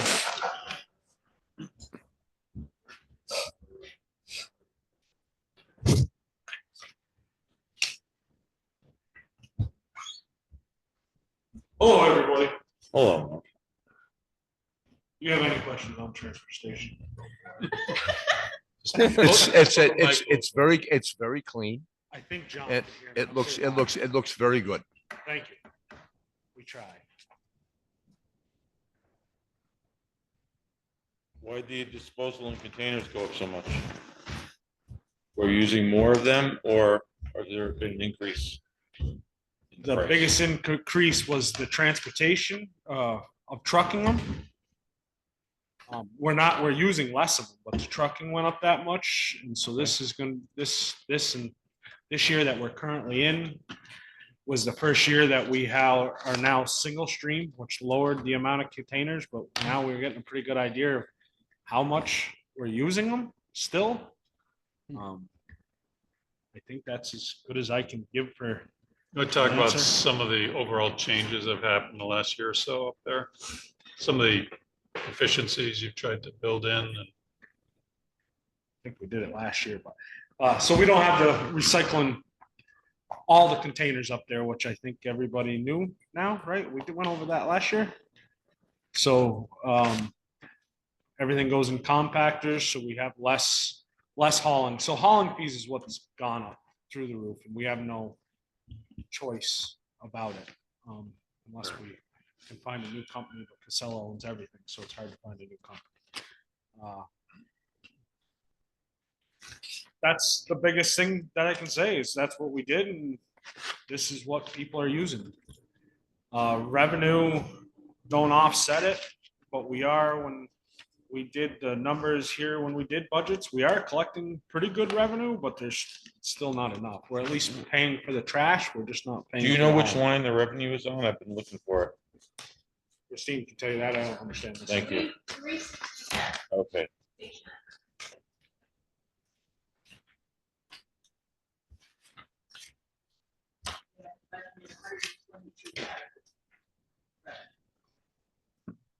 And it went up. Right?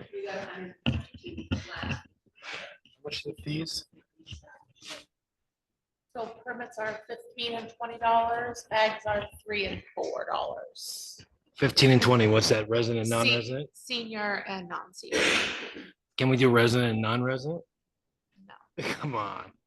Nantucket does it, We they do make have it a kill 'em. contractor price of $40. We did change that. So if you are not, you cannot lug your trash in from somewhere else, so that's why you can do non-residents. This is for people that are using Have to Wilmington own. property. Okay. We changed the senior bags, so I guess, I don't know if that was before last. So we used to be, senior, you used to get a bag at 50-cent discount, one bag a week. It was too hard to track, because some people come to the dump, believe it or not, transfer station. Multiple times, they'll come every day it's open. Mm-hmm. Well, they want the discounted bag every time they come. So we just made it now, seniors, I don't care if they bring one bag to 50 bags, they pay the $3. And the people that are not seniors, they pay the $4. Just to try to even it out instead of trying to argue with them, because they were trying to argue that it's my senior bag. Well, yeah, but you brought one Tuesday. It's the same week still. They couldn't understand. So it is $4 for a 30 gallon bag, is that what it is? And you know what? Racket. $4 is not bad. I mean, I pay $3 because I'm old. But you know what? $4 isn't going to kill me either. And my recyclables are still free, which a lot of towns are not free anymore. You So- can't actually, you're not, the state says you're not allowed to charge for recycling. You can charge for a I don't know, permit. up You to can't Facein charge and for Waitsfield, they're all recycling. charging. They have been for years. Yeah, the state So- says you're not actually allowed to charge for recycling. Well, you know, Which is why we and don't- I already had mentioned to Yeah, Scott, state. perhaps we should make an Right here. adjustment on the cost of the stickers too. So Wyndham Solid Waste Frank, I'm always District, ready. we're about half of the price of what they are as far as when it comes to transfer station stickers. The only thing I don't want to see, and as much as I don't like the transfer station personally, I don't want us to get our price up so high or higher that we start picking rubbish up off the road. Because I will say, we do not have, even Green Up Day now, and the folks that do the Green Up Day, we don't pick up nowhere near what we could. And I hope that some of it is because our prices are still reasonable. On the other hand, that's sometimes why we end up with so much rubbish up to the transfer station, is because our prices are so reasonable. It's easier than bringing it to a bigger place. It could be reasonable, but well, you know, we don't want to keep losing money either. I guess that's my point. All right. No, I totally No. understand. I'm just, these are opinions of all of us. Can I ask you a question? And I'm probably guilty of this. That's why I had to ask Scott. So, how are we checking that they have their yearly permits? 'Cause mine could be a couple years. I'll come down today and get mine. All right. So the attendant, so right now they're checking them real well, because right now they're selling them. I mean, they sell them all the time. If you ask, they're supposed to be asking. It's a sticky situation. People It get can be hard offended, people get because offended. sometimes. You have a sticker that some people say should be displayed on your window. But the problem I have, or anybody has, is a lot of our homes are rentals. Now, let's face it, that's what they are. The homeowner buys a sticker, sticks it on his refrigerator, and whoever's renting that home has the right to use the transfer station, even if it's Airbnb. And so that's, So they're also household permits, not vehicle permits. So they don't have to be on your window Right, they because don't they're have to be. household. So You're you right. don't need a sticker for each So, vehicle. so one thing we did to try to help with some of this is we are changing colors every year, like your motor vehicle inspection sticker. So if we say, what color is your sticker? And you tell me green, well, after December or January 1st, that green sticker is no good, so we'll know it. But they do have a list in the transfer station that Jess does update it every so often. And they do have them there. And right now they've sold, I think they're over 300, 200 and something permits they've sold already for next year. They're selling well.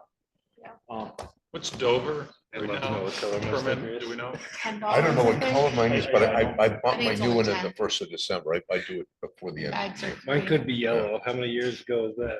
Yellow? Oh, 1999, for Christ's sake. I'm not gonna- Came with the truck. The green stickers that we had before last year with they had 4 different punches on them. So you had to look at what corner was punched out. That's why. So we've changed the system to make it a little easier. You have to get one every year. Charlie, you can see Jess after this. Yeah, exactly. She'll charge You retro- lost 4 she'll charge years. you retroactive. And that's the thing with the transfer station. So you as a business, I'm assuming that's what you use it for. So you should be paying a little bit more. But your recycling costs you nothing. I don't know if you. No, I have Casella.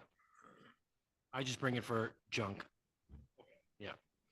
But a lot of the businesses in town use it just for recycling. So we ask that businesses use it on Tuesdays, and it shows there's a lot more car traffic than there is people collecting on Tuesdays, because that's when we ask the businesses to go up. And they're not paying, nothing against it, but they're paying for their $20 that they pay a year, their $40. They get all their free recycling, and there's businesses that go pick up loads every Tuesday. I mean, pickup loads. Didn't you do some counts? Didn't you do some counts up there this year? Yeah, so, and I don't have the exact number, but for round numbers, I think it's on a Tuesday, there's 8 cars going in there, and they're open 3 hours, 3.5 hours. On Fridays, there's 130 cars, and they're open 8 hours, and on Sundays, it's like 160 cars, round numbers, that are going in there. They're open 8 hours, the same night. So it's pretty busy for the 3 days we're open. Some towns are open more, some are open less. So we're in the neighborhood of 400 a week. Yeah. Thank you. Sorry. No, Sorry to no, go on a it's fine. tangent. It's fine, fine. Any other questions? Well, I will say, just because of the single stream, it makes the place very neat. It very helped with, neat. it helped with the litter around the place because Right. they're not blowing around. Right. We're not having people just leave the rubbish hiding between the bins, because that was the other thing with recycling bins. They wouldn't even stop at the rubbish, they'd go down to recycling bins and then leave their rubbish between the 2 dumpsters because nobody could see them. This way, there is people watching, believe it or not, they do look and see what's thrown in there. We haven't, as far as I know, been charged for contaminating the recycling, because you can get, if you have too much contaminants in there, as in too much rubbish in the recycling, they can charge us more. They'll charge you as trash. Yeah, They so just charge you as trash. we haven't had that problem yet, so that tells me that the dump attendant's paying some attention. Yeah, they're doing a good job. I mean, it's very efficient. That's what I hear. The lines, you know, they're trying to single file it. I'm sure he's been up there since he's done that. Put the cones up, because otherwise they're passing each other up there, and somebody's gonna get killed. Nobody pays attention. Well, nobody wants to wait. You know that. Yeah. Nobody wants to wait. So I hate to go on a tangent, but a lot of towns are now moving to residential and commercial for bigger loads. They're now weighing the vehicles and weighing their loads, charging them accordingly.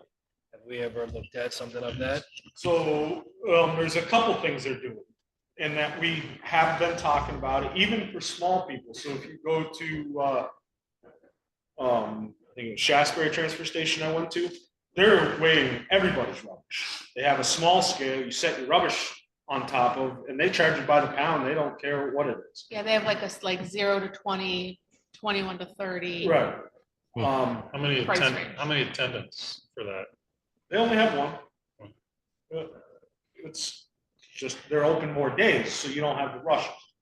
So more days means right now we're a true part-time employee. There's no benefits to it at all. If we work any more hours, Christine can help me on that because she had to explain it to me. If our dump attendant works any more hours, we have to start paying into retirement. And more hours means more things we have to pay, right? Yeah. So that's one thing about doing it. Scale is the ultimate way. That would be 100% a drive-on scale for like what's Wyndham Solid Waste is a drive-on scale. You wouldn't lose nowhere near money at all. You probably wouldn't lose any. You could have it so that you break out real close to even every time. Right, because we're charged from Casella by weight, but we're charging per bag. So someone could throw away a 13-gallon bag that weighs 40 pounds full of cat litter, and they're paying the same amount as someone throwing away a 50-gallon bag that weighs 2 pounds. And you're talking the same way, I think, is when you Yeah. talk construction debris. Yeah, Right now, exactly. we're estimating yardage.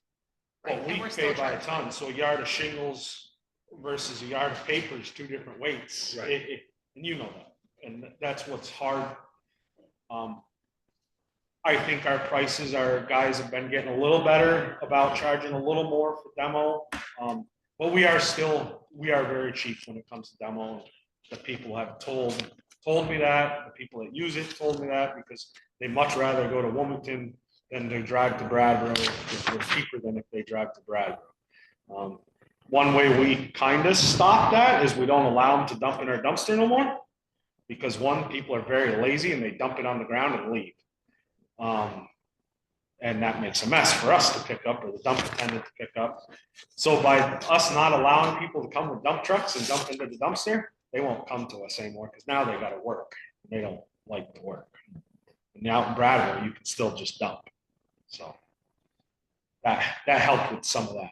I mean, your homeowner still can bring their pickups, and there's still businesses that bring their pickup loads of stuff, but they either come more often so their loads aren't so big at once.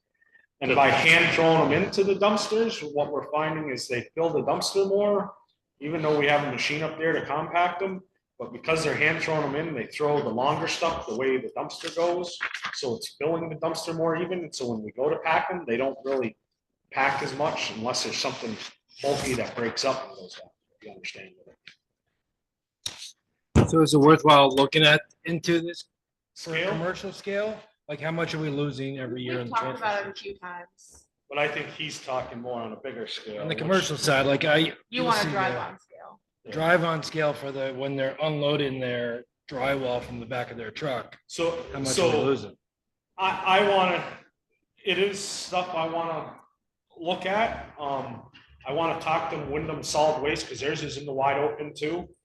And a cost benefit on that too, yeah. Well, how they maintain keeping the ice and snow out from underneath it, but I was recently at Good Enough Rubbish too, and theirs is out in the open, which I was surprised. So they must be fairly weather okay, because that's another problem, is trying to clean around. Yeah, I was down in Boston. Now this is not comparable. Excuse me, at all. gentlemen. The sun's coming up out in Wyoming. Can we talk trash? Maybe you guys can get together Yes. and have a visit on it? Sorry. Yes, it is something to look at. Okay. And the dump is in a working stage. Thank you, Marshall. Thank you, Marshall.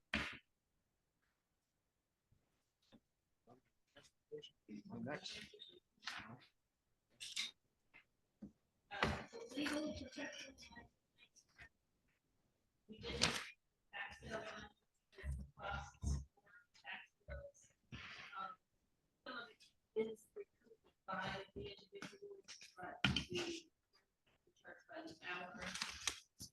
And there are some properties that we're not able to recoup the costs because you can only charge a percentage of what the taxes are that are owed to the taxpayer. So that's why we increased that one. The rest of them we left the same. We already talked about the library. Memorial Hall. So we increased a few lines there just based upon what the costs were for last year. Electricity went up and heat went up. Basically, I think because we actually had the hall open more during the colder months. Memorial Hall grounds, we actually had an individual that was doing work over there. Actually, she's been doing it for several years, but this year it cost more than it had previously. I think she's just doing more than she used to. Yeah, we replaced the gas tank, so there's probably some replanting and things of that nature. But all the prices are still going up, yeah. We talked about the planning commission a little bit already. Recreation commission, they had some, they're changing their program from a 4-week program, I think, to a 3-week program. Sam is here. Oh. They want to hear from Sam. So, man, Stuck in. come on up. Do you want to come talk about your rec? And the 3 weeks is just for this year because of where the holiday falls, is my understanding. Not quite.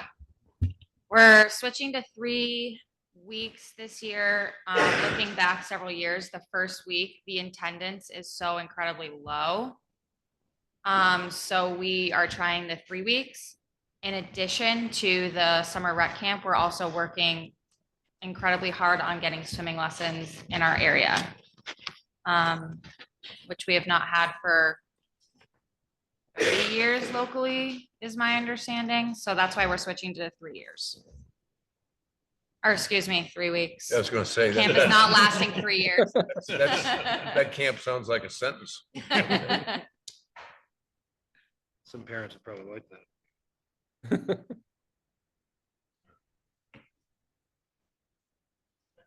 Yeah, so the programs are increasing a little bit for the swimming. With swimming, we'll include training, so lifeguard training if we need to do that to hire the lifeguards. We're also going to have all of the camp counselors be CPR and first aid certified, which we think is important and should happen every year, as well as working on a facilitation training for the camp counselors. That's been some feedback that we've gotten this past summer.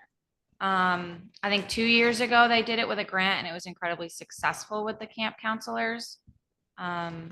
So there's going to be some training this year. Was there Red Cross offer any swimming lessons for little kids? Not, We used to have Not that that up I over Lake know. Waponda. yeah. I know they haven't. I'm just Yeah. curious as to whether So there's a way to contact the Red Cross and see if they could offer it for a couple of weeks here in town. That's all. we can certainly contact them. We're working many different angles to see how we can bring it to the area in the most Okay. cost effective way. I've just heard a number of parents bring it up. That's all. Yes. To do the swim lessons? To do some lessons. so Yeah, we it's good. put out a survey and like within less than a week, we had like 80 responses Really? or something.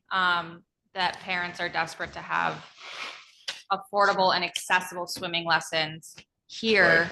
and for them to not have to like drive to Brattleboro. Right. I mean, obviously, we've got the 2 lakes and. Yep. So you'd be at the beach. At the beach, and then we have access to the pool at Brookbound. So we would be able to offer both. I never thought of the one Brookbound. Yes. Yeah. He, the new owner's been really generous with us and helping us kind of navigate that. So that's been Okay. really good. Has the committee thought at all about moving into August for camp? Like it used to be a 6-week camp, then it went to 4 weeks, and now we're moving to 3 weeks.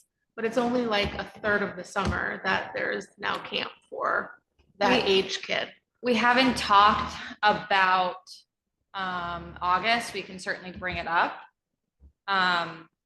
The swimming lessons will go in through August though. So while yes, it's not a camp that kids are going to all day while their parents are working, we are going to be offering some more stuff in the month of August. So I think about the middle school kids and how many of them need swim lessons and what else are they going to be doing now that they're losing a week of camp. I mean, our attendance numbers are like single digits. Yeah. Because my kid went for all 4 weeks and loves it. And Yeah. it's his last year. And he's gonna be super disappointed that it's So- only 3 weeks. Yeah, we could, the rec commission, we can certainly talk about timing of the camp and seeing if it would work later. We I just did talk Remember about. when my oldest went to camp, it was 6 weeks long. Yeah, we did talk about moving that first week that we're canceling to the end. We can't do that and swim lessons at the same time with our budget. And the need we've heard from the parents locally is that the swimming lessons are a top priority. So I guess we'll see how things go this year. Doesn't mean things are permanent. We're just trying it out. Recreational department, it's been very active for the first time in a long time. Yes, we have. We're It's good to trying. see. Good to see. Any other questions? You know, we still also have the, we're calling the ball, I was thinking of the den, but. Oh, yes, the ballroom. The ballroom, yeah, that's in there still. Yep. Lots of different little things. Yep, we started a top time from 0 to 5. It's an hour every Saturday through the winter in OSAC, which has been nice. It is free. So we've had some attendance there.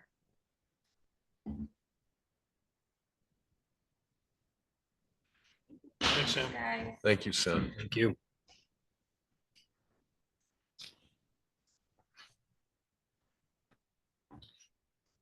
So I guess I'm gonna skip down to line 248, the county court. Yeah, holy I- mackerel. Well, I don't have a number from them yet, but we paid 101,000 this year. I think that was based on our previous friend list with the previous CLA, because they do the adjustment with the CLA too. So I don't think I'll have a number from county court until January, so it might be before we finalize our budget, and then we can have a real number in there. Who puts that budget together for the county court? No? Side judges and maybe the clerk. I was gonna say, I know the clerk is the one that I usually hear from. Okay. Yeah, all you right. can go. You can go to it, yeah. We get invited sometimes. I don't know what That's good a it would lot. do. We certainly pay a lot of money for court. Yes, yes. And it's bounced around over the last few years a lot, but I And think that's we don't send changing. that many people to jail, do we? Come on, huh? Well, they also take surcharges out of all fines too. They do?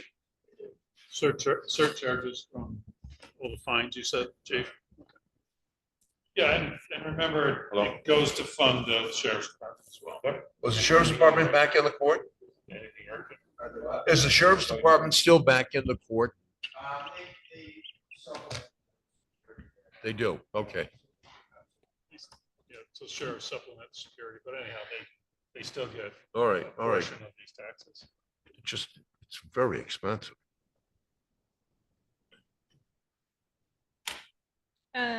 Under the town hall section, we did increase the maintenance. There's been like some minor roof things that we've had to be doing over the last few years. One of them had to do with the brow this year, trying to fix that so that it stays in good shape.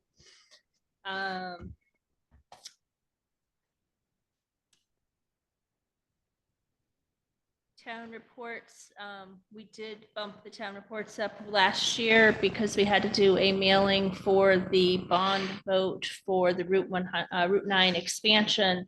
We had included a copy of the town meeting articles and the school board articles. And that's something that we thought was actually a good thing to continue for the year coming. It's a way to get the information in front of the voters so that they know what the votes are for. And at least know when it is, because I know that's one thing that a lot of people want to see. It's a less expensive way of giving the information to the voters directly than trying to do town reports to everybody, because that was wicked expensive and the voters voted to not do that.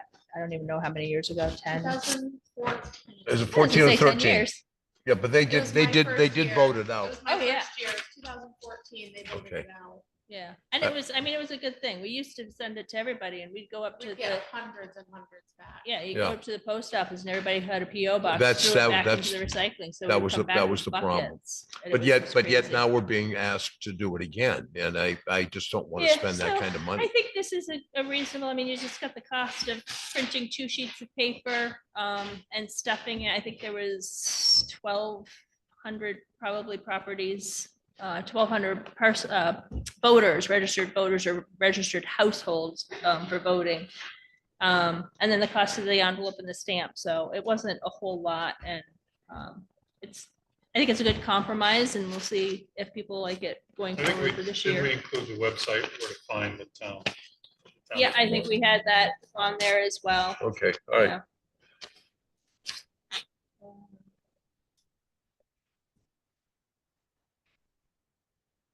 Website newsletter. I think there's some changes that were done there, and that's why that one went up. Yeah, so we did a website rebuild recently. And with that, we actually get support and regular maintenance, which we've never had before. So I think that's probably that's the contract with Breezy Hill. So now when I can't actually figure something out, there's someone there to fix it for me. Good. So, and that's the end of the general fund expenditures. The next section is the capital funds. Town hall capital, we're just funding it with the 20,000 again this year. I'm not sure if you all remember, but this room does not have air conditioning anymore.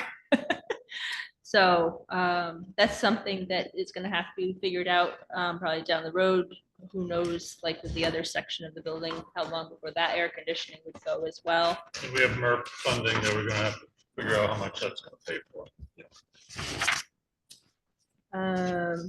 There's a new line in there called Route 9 expansion loans. Those were for pre-evaluation work that was done I think a few years ago, and those are now coming due. They're just 5-year loans. They're very, very small. Memorial Hall capital, leaving it at the 20. The reappraisal fund, that's just the money that comes from the state. Public lands and fences, as we mentioned, we increased that because of the Lake Raponda Dam. Police equipment capital, we increased that a little bit just because of the items that he was going to be needing in the next year. And you have the breakdown for the police in here as well, so you can see all the different equipment. Old firehouse, like I mentioned, that there is a second section of roof that needs to be repaired. So we were able to decrease the amount to go in there, and that will cover the roof and still leave us a little left over in case there's something else that comes up. Transfer station left the same, library capital's the same. Fire equipment is up a little bit. We're at 265. And again, there's a separate sheet in here showing the different equipment that the firehouse would need to purchase. And then public safety building bond, that's just the bond for the public safety building that we are paying on currently. And then we're on to the highway. So we're back to Marshall again. So Christine, before we move on, so Yeah. we have the public safety building bond, but we're gonna have the sewer and water extension bond. When do those payments start? We haven't even applied for those yet. So usually I think you have about a year from the time that you are approved for the bonds. And I don't know, I know there was we still haven't decided if we'll be going for a Vermont Bond Bank or if it'll be going to the USDA. So that will play into when those payments would be due as well. And Currently Gretchen is pursuing the USDA, and I think that's moving along. And we'll have to see what that loan, what the actual total agreement will be. If we get the USDA, I believe there's some forgiveness in that loan, but I haven't seen. But I guess my question is, when's it gonna hit the budget? Yeah, and I don't know that. My thought process, I know when we did the public safety, we did the bond instead of doing what they call like a line of credit or a construction loan. When we did the sewer loan with USDA, we did the line of credit, and I am actually leaning towards doing that line of credit or construction loan with this because it was actually much smoother with the sewer than trying to use the bond bank. The bond bank, the way that worked, it didn't work as well as I would have liked. So I'm thinking of going the other route this time around. Okay. And which, if we do that, then we wouldn't even have a payment probably until we're finished with the project, basically. Oh, wow. Yeah. At least the following budget year, probably. Okay. Great. Thank you. How fast you get it constructed, I guess. That's true.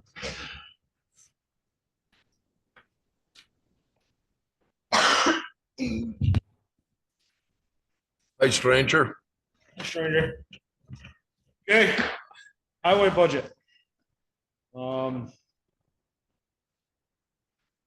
So I have some lines that I've increased, some we switched around. So there's really no increase, as in some, I can answer questions if we want, or we can try to go line by line. There's a lot of lines. Let's go through, let's start at 296. I see 295 chloride is the same. 296, you want to start with gravel? Yep. So one of the reasons for gravel going up, so cost of materials gone up, but also these nice days that we had, like the last couple, when the temperatures in the wintertime are reaching in the 40s to 50s, and then we have to go plow. We plow material off the road, fill the ditches. We're having a lot more mud seasons, multiple times a year, which gravel's disappearing off the road. It's estimated that you lose at least an inch of gravel off a dirt road every year just from dust, plowing, rain, the whole 9 yards. We're slowly starting to fall behind. When we're grading roads in the springtime and throughout the summer, we're starting to get into our base gravel material, which is not a very good sign. So I'm trying to increase it so we can put some more gravel on the roads. We're doing projects like Lake Raponda Road, which helps, but you still lose gravel no matter what you do to the road. We lose less on them roads because the drainage is better on them roads. They stay compacted better on them roads that we have been rebuilding, but the cost of rebuilding those roads are going up.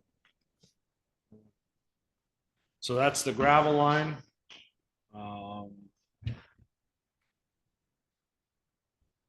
Blacktop line, I went up a little bit. I went up a little bit last year and trying to keep it so it's not all at once. We've been trying to blacktop some of the roads that have steep hills or intersect with like Route 100 that the gravel runs from our town road onto Route 100 or Route 9. Like Country Club Road is now blacktopped up to the town. It turns to somebody else's private road.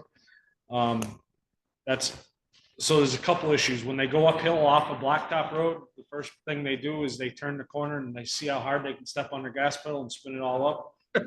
Grade the road, pack it down, and next week it's all rough and washboards again. By blacktopping, we don't have to do nowhere near as much maintenance to the road. We don't have to spend as much time ditching the roads. So I'd like to blacktop some more of these roads off of the main blacktop roads. And the cost of blacktops goes up too. Is some of that, like some of the resurfacing you did at Sheer Hills, is that part of the program too, or not? So we tried, so I'll bring that up. We did try a different material out on Sherry Hill Road. This is the first winter with it. It's so far okay, but let's get through the first year before I talk about it much. But it's a lot less expensive than blacktop. It's about a third of the price. Oh, wow. So that might work on some of the secondary roads to help with dust and everything else, because it is like a blacktop. It's just a different form and it's not as strong. Well, So- the paving's expensive up front, but there's less annual maintenance to it, like the gravel roads are constantly have to add, grade, and dig out the ditches from. Well, the filling in ditches from, plowing. we're filling them in pretty good, like this morning. We're filling in ditches. It's no matter what we do. We did purchase a new cutting edge. That's supposed to be, we only have one spare plow, but it's supposed to be not be so aggressive on dirt roads this time of year or in the spring. It's really supposed to be springtime, but I guess we're having spring in end of December. To help with that, other towns are doing the same thing, but other towns have a bunch of spare plows and we only saved the last one off the new truck. So as we trade trucks in, we may be saving more plows and not trading them in because they don't give us anything for them anyways. So that way we can have a soft plow and a hard plow, if you want to call it, mud road plow and a non-mud road plow. It's sad that it's coming to that, but that's what it's becoming. Can I ask a question, that's sort of an extension of what Jessica just said?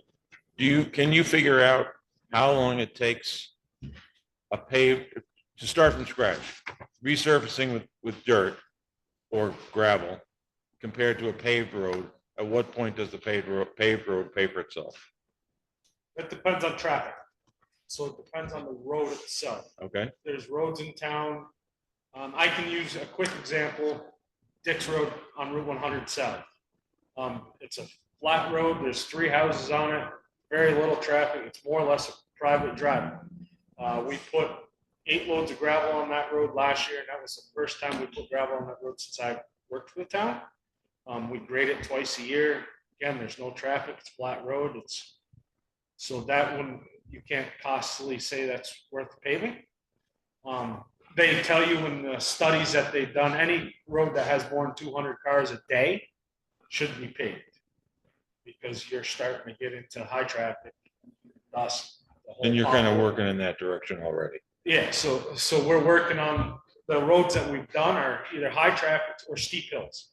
Because that's the other thing is water runoff. One, that's a big thing right now is water quality.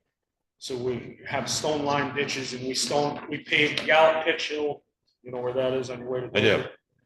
We only paved the first part of the hill. It does a bunch of different things. Plowing it is easier because the town actually has had a truck go off that road twice prior, roll over because that is not a very good hill. Right. Blacktop, there's no issues now because snow pushes off blacktop a lot easier than it does dirt. I think you got it. Thank you. Yeah. Thank you. Covered it. Thank you very much. Yep. But yes, we are working on it. Great. Thank you.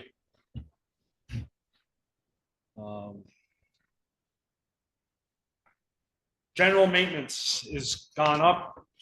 We try to do as much of the maintenance in-house as we can, but as things get more complicated, we have to send them out. And when you send anything out now, it costs an arm and a couple legs.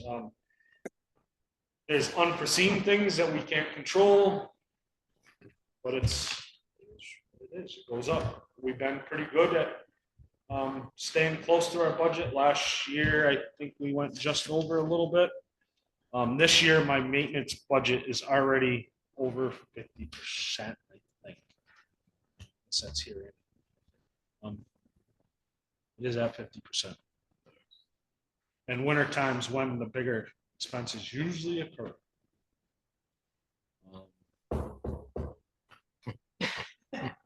Stop knocking on wood. Oh.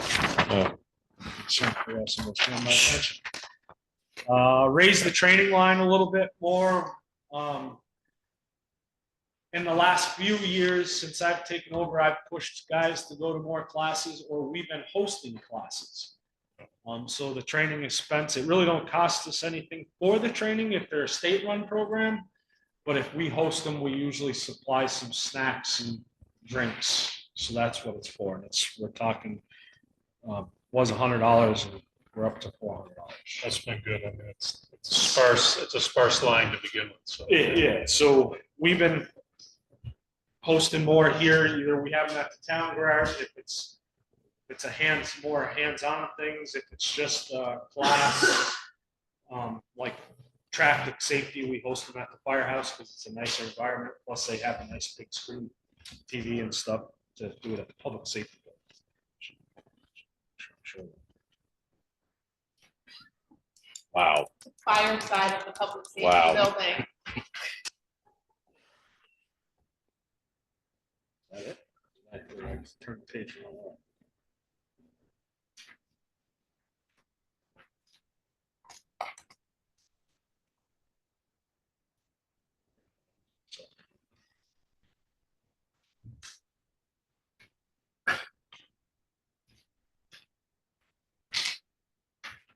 Sorry. No, I finished it. So now I want to go to the next page. Just 7. Page 8. 8. There we go. okay. The rest, 323. Yep. 223.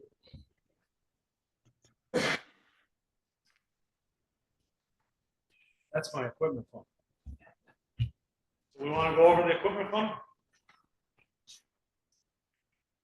Yeah. We did that last year.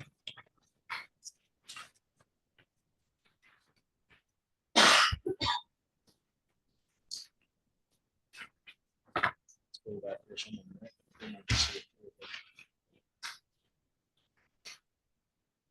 All right. Want me to go through the whole thing, or do you guys have questions on this? So for FY '26, we just have a Volvo excavator lease, and then as we go forward, you are seeing some increasing pricing, or I think for truck number 12, you're going to try the same thing again that you did this year? Open soul. So, all right, so. That's a Western Star. Yeah. So what we tried for this year for truck 14 is we sent a truck out and had it. It was a whole lot cheaper than a brand new truck. It's so far we're 100% happy with it. Truck 12, before we have it refurbished, we're going to have an evaluation done on. And we may be able to push that off a little longer to run it a little more.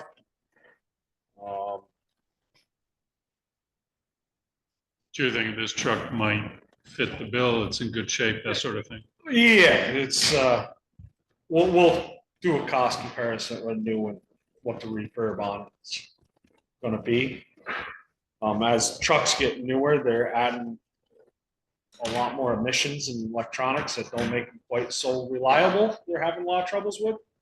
So I don't want to be, because in 2027, that's also they're adding more emissions to stuff. So I don't want to be the first guinea pig with the first new stuff. Usually when they add something new, the first year is not always the best.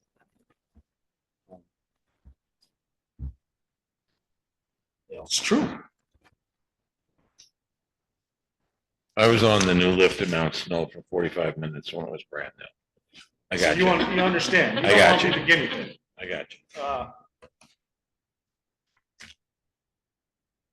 And I think you're considering a new mower in FY '26. It's not this next budget, but the following budget. You're considering and evaluating what that mower might be also. Right, that depends on what we think. Yeah. Are you expecting any retirements this year? Oh, so we can talk about it if you want. Seems like I just bring it up because. So yeah, and I thought Matt did a very good job. So I will bring it up.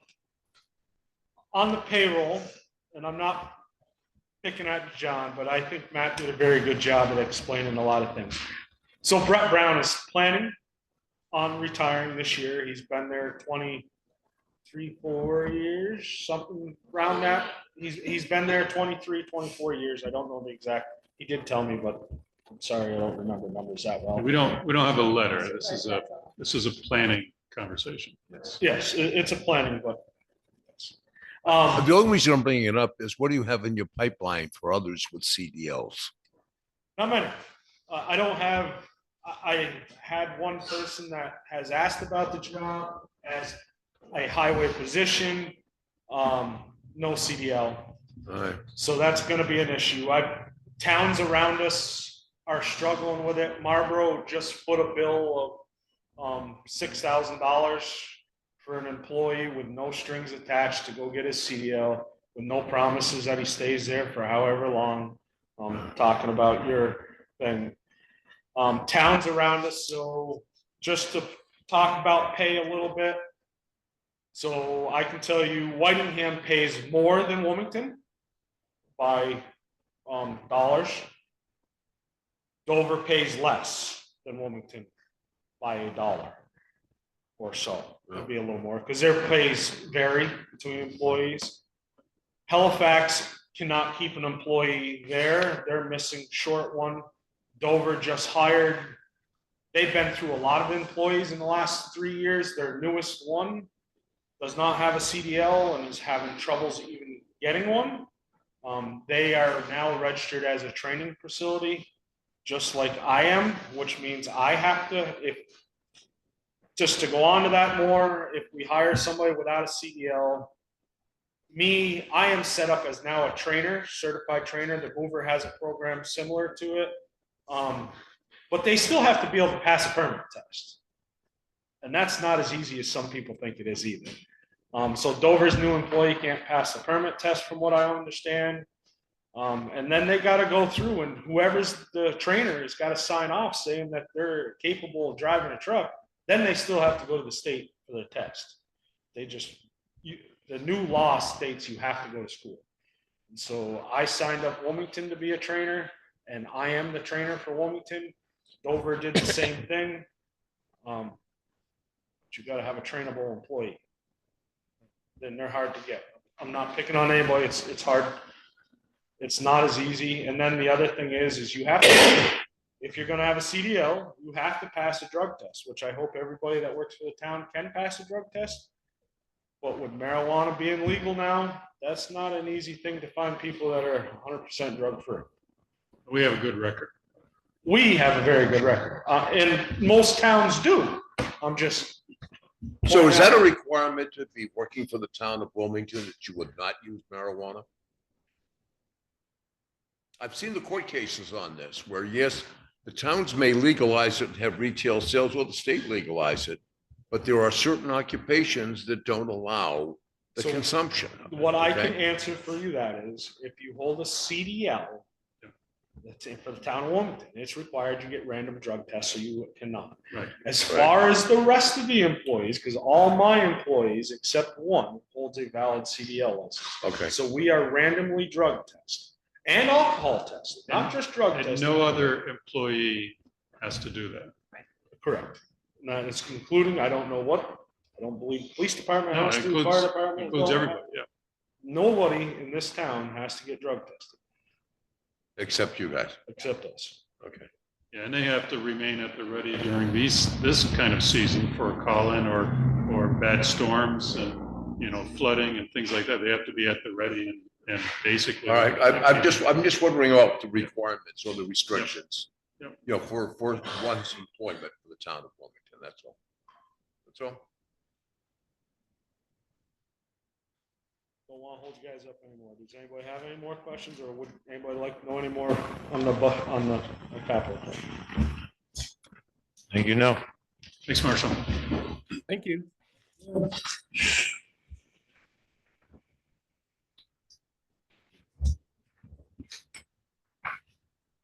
So really all that's left is just the revenues. I Raising. basically use the same numbers every year with slight fluctuations based upon where we were previous years. Most of it is a guess. As we mentioned, we do not have a large surplus this year for the general fund, so the general fund revenues are down by 10%. And then the highway, again, their surplus is much less this year as well, so their revenues are down by 33%. So, and that's really it for the general fund and the highway. Land use on 345, that's current use. Is that what that is? Yes.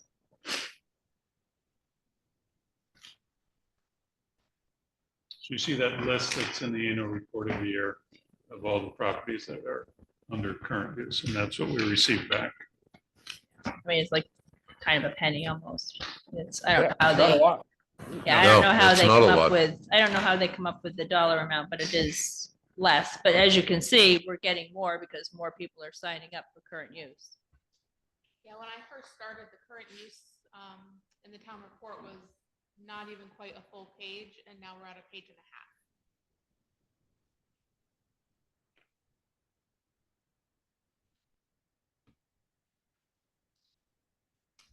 It's not farmers, it's second homeowners.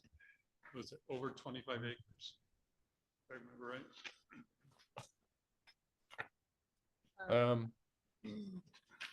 Right. It can be, it can be less than 25 acres. Okay. Yeah, it can. Yeah, you just have more requirements you have to comply with. We'll have to do the sewer one. I was going to go on to the Oh, water, okay. wastewater. I, and you would kind of, water. Okay. The way you phrased it, I think, was like, it was over. It's a We're done done deal. with the general fund and We were- highway. We were not gonna. And then I was gonna say, so we're gonna move on to wastewater. or There you go. sewer. There you go. Excellent. Oh, shit, sorry.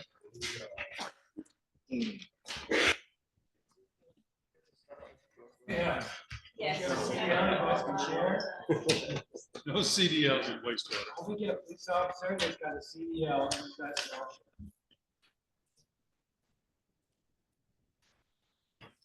Wastewater, all right, let's see here. I'm gonna see, yeah.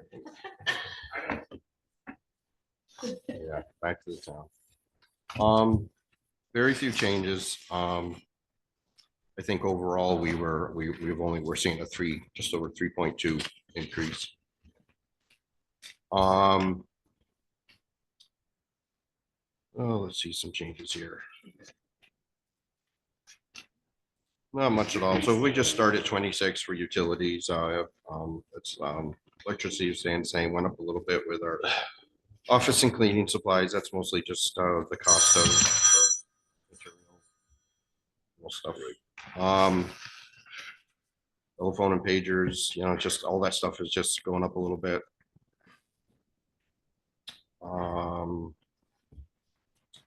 We were able to drop our equipment, the fuel we went down a little bit. We saw that we were able to adjust that. Sewer testing line 40, that's probably one of the bigger changes. The reason we did increase that, when we ever do get our new permit, we are going to have to increase that quite a bit, but now it looks like we're not going to see that until at least 2026. So I went back down this year, but I keep reminding you that probably that line item will double when we do get our new permit. Right now we do monthly testing. The rumor is, what they've told me, that it's probably going to go to weekly. So it'll at least double when that time comes. State of Vermont. Well, so we used to do it weekly. And in 2018, when we got a new permit, for which the shocking fact was they went to monthly. And now they are going to go back to weekly. A lot of it is our permits are based on national and BDS, so federal government EPA requirements. And then there's a lot of extra tested. There's one test in there that right now, I think we do once every 5 years. It's $2,500 test that we're going to have to do yearly for a while. Supposedly they're trying to amend that a little bit. So if you get like 2 years and it's really good, maybe they'll go back to a 5-year schedule, but we just don't know yet until we get that permit. So we're really dependent on what those new permits say. We submitted our permit renewal in March of 23, and they came right out and told us they won't even look at it till 2026. I did promise we would schedule a time to have you come back and talk about the inspection. Okay. Yeah, we won't talk. There's not much to talk about there. Composting expense, now that we have for 2 years now since we stopped composting, now that we truck our sludge away, so we know what that number is, so we were able to drop that. I'm working with the company to maybe do like a 3-year agreement. Right now it's an annual agreement, so maybe we can even save a little bit more.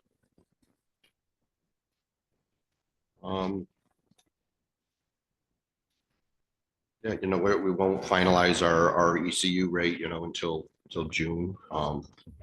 I can tell you right now that we know we predicted 707 ECUs. I know that we're up to 720 right now.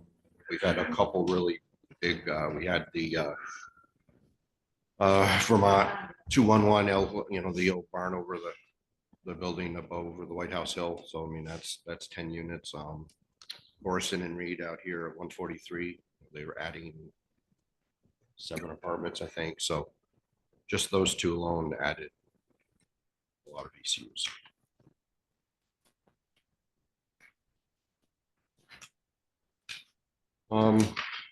Just wanted to make a quick note on the capital. I don't even think I got the last number. Yeah, that's not even the newest one. That's the problem. Yeah. So East Main 1. I think when I gave that to Scott Christine, the town share was 133. That is now 173.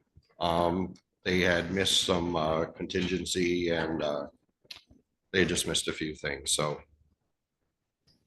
yeah, the total cost of the East Main 1, just the town share for the sewer portion is estimated at 255,000 now. You guys have committed $80,000 already from the 1%. That's why, and the balance is 173 that we're planning to take out of our capital. So my thought is when the time comes here to do set our ECU, if we do have 720, and Scott and Christine, we've talked already, we might increase instead of lowering the rate, we might keep it at that and then increase our capital. All right. Yeah, try to push that. Everyone here is telling you how, changes. We just bought our new pickup in 2014. We bought a 1-ton with a body, $55,000. This truck was $98,000. So it's just Such a deal, huh? it's a nice truck. It's a nice looking truck. I hope so. Yeah, gotten a lot of comments. But just an example. That's what's.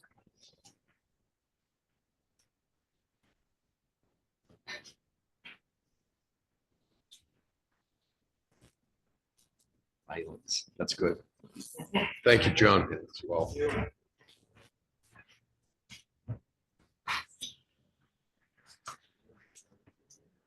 See you at lunch.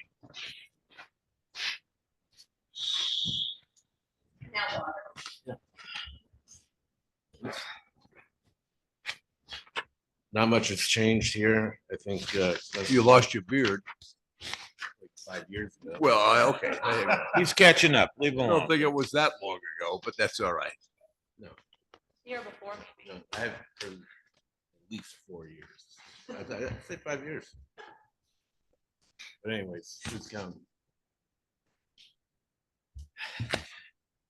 All right, so anyways, the budget went up a little bit. It's mostly under chemicals and supplies, that's filter costs. It went up about 10 grand. It was offset by 5 grand of extra revenue. So the budget's up about 5 grand. The reason we spent more on filters is because it's weather related, basically. During heavy rains, we get more turbidity, there's more to filter out. We cut it a few years back and it was okay. And then we kept that in the budget, and the next year we had rain events and we went over budget. So we just brought it back up to making sure we had enough money in there to cover it. And everything else pretty much remains the same.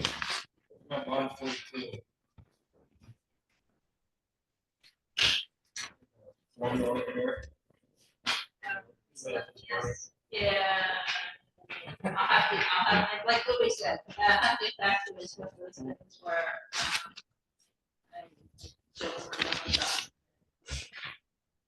What is that? Not there now. Well, we're short a couple of items, line items, I guess, and I was putting some things under miscellaneous, like maybe hydrant parts or something like that really didn't seem to fit under chemicals and supplies. And that's why we had some expenditure there, 2024. But I'm not using that anymore.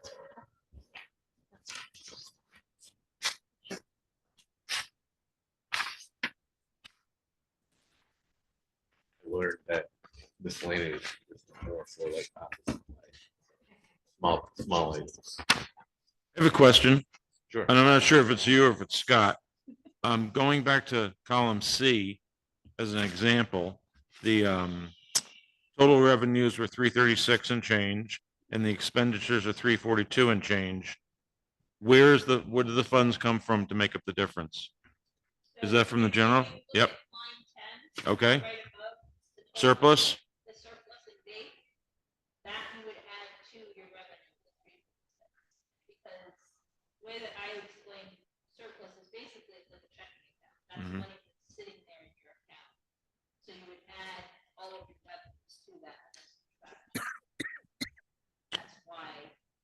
So that line for 24 hasn't been filled in yet, is what you're saying? Well, it's still you don't zero. have to Fill it in because you don't ever receive the surplus. The money's already there. Okay. It's just sitting in your account. So you don't need it from an outside source. Correct. Thank you. Yeah.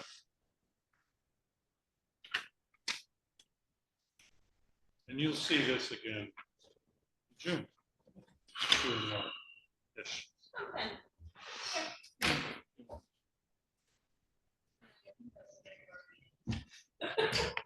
So I think part of this conversation has to do with also some transitioning.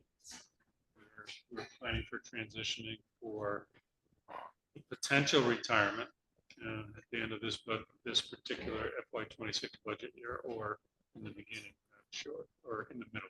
So there are some questions and some things we still have to work out. And so you may see some changes on these budgets before you get them again in May. That's where we are today.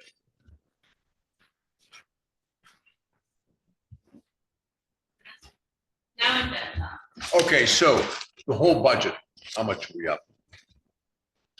Well, the whole budget, which is, when you're looking at taxpayer bills, that's the one that, the expenditures are 10%, and then the amount to be raised is at 16%.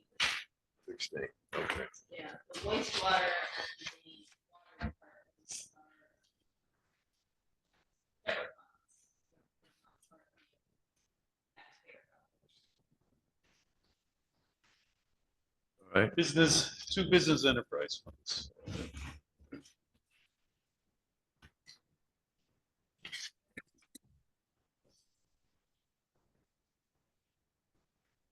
Anybody with any questions? None being heard. Are we done, Scott? Yes, sir. All right, so I will enter or I will accept a motion to adjourn. Motion to adjourn. What are you looking at me for? Do we have a second? Second. All right, we have a motion to adjourn and a second. All those in favor say aye. Aye. Aye. Tony's right. We do see sunshine in the back. Yeah, I saw it coming up before. Thank you all for your time. Thank you very much. Thank you, John. Thank you.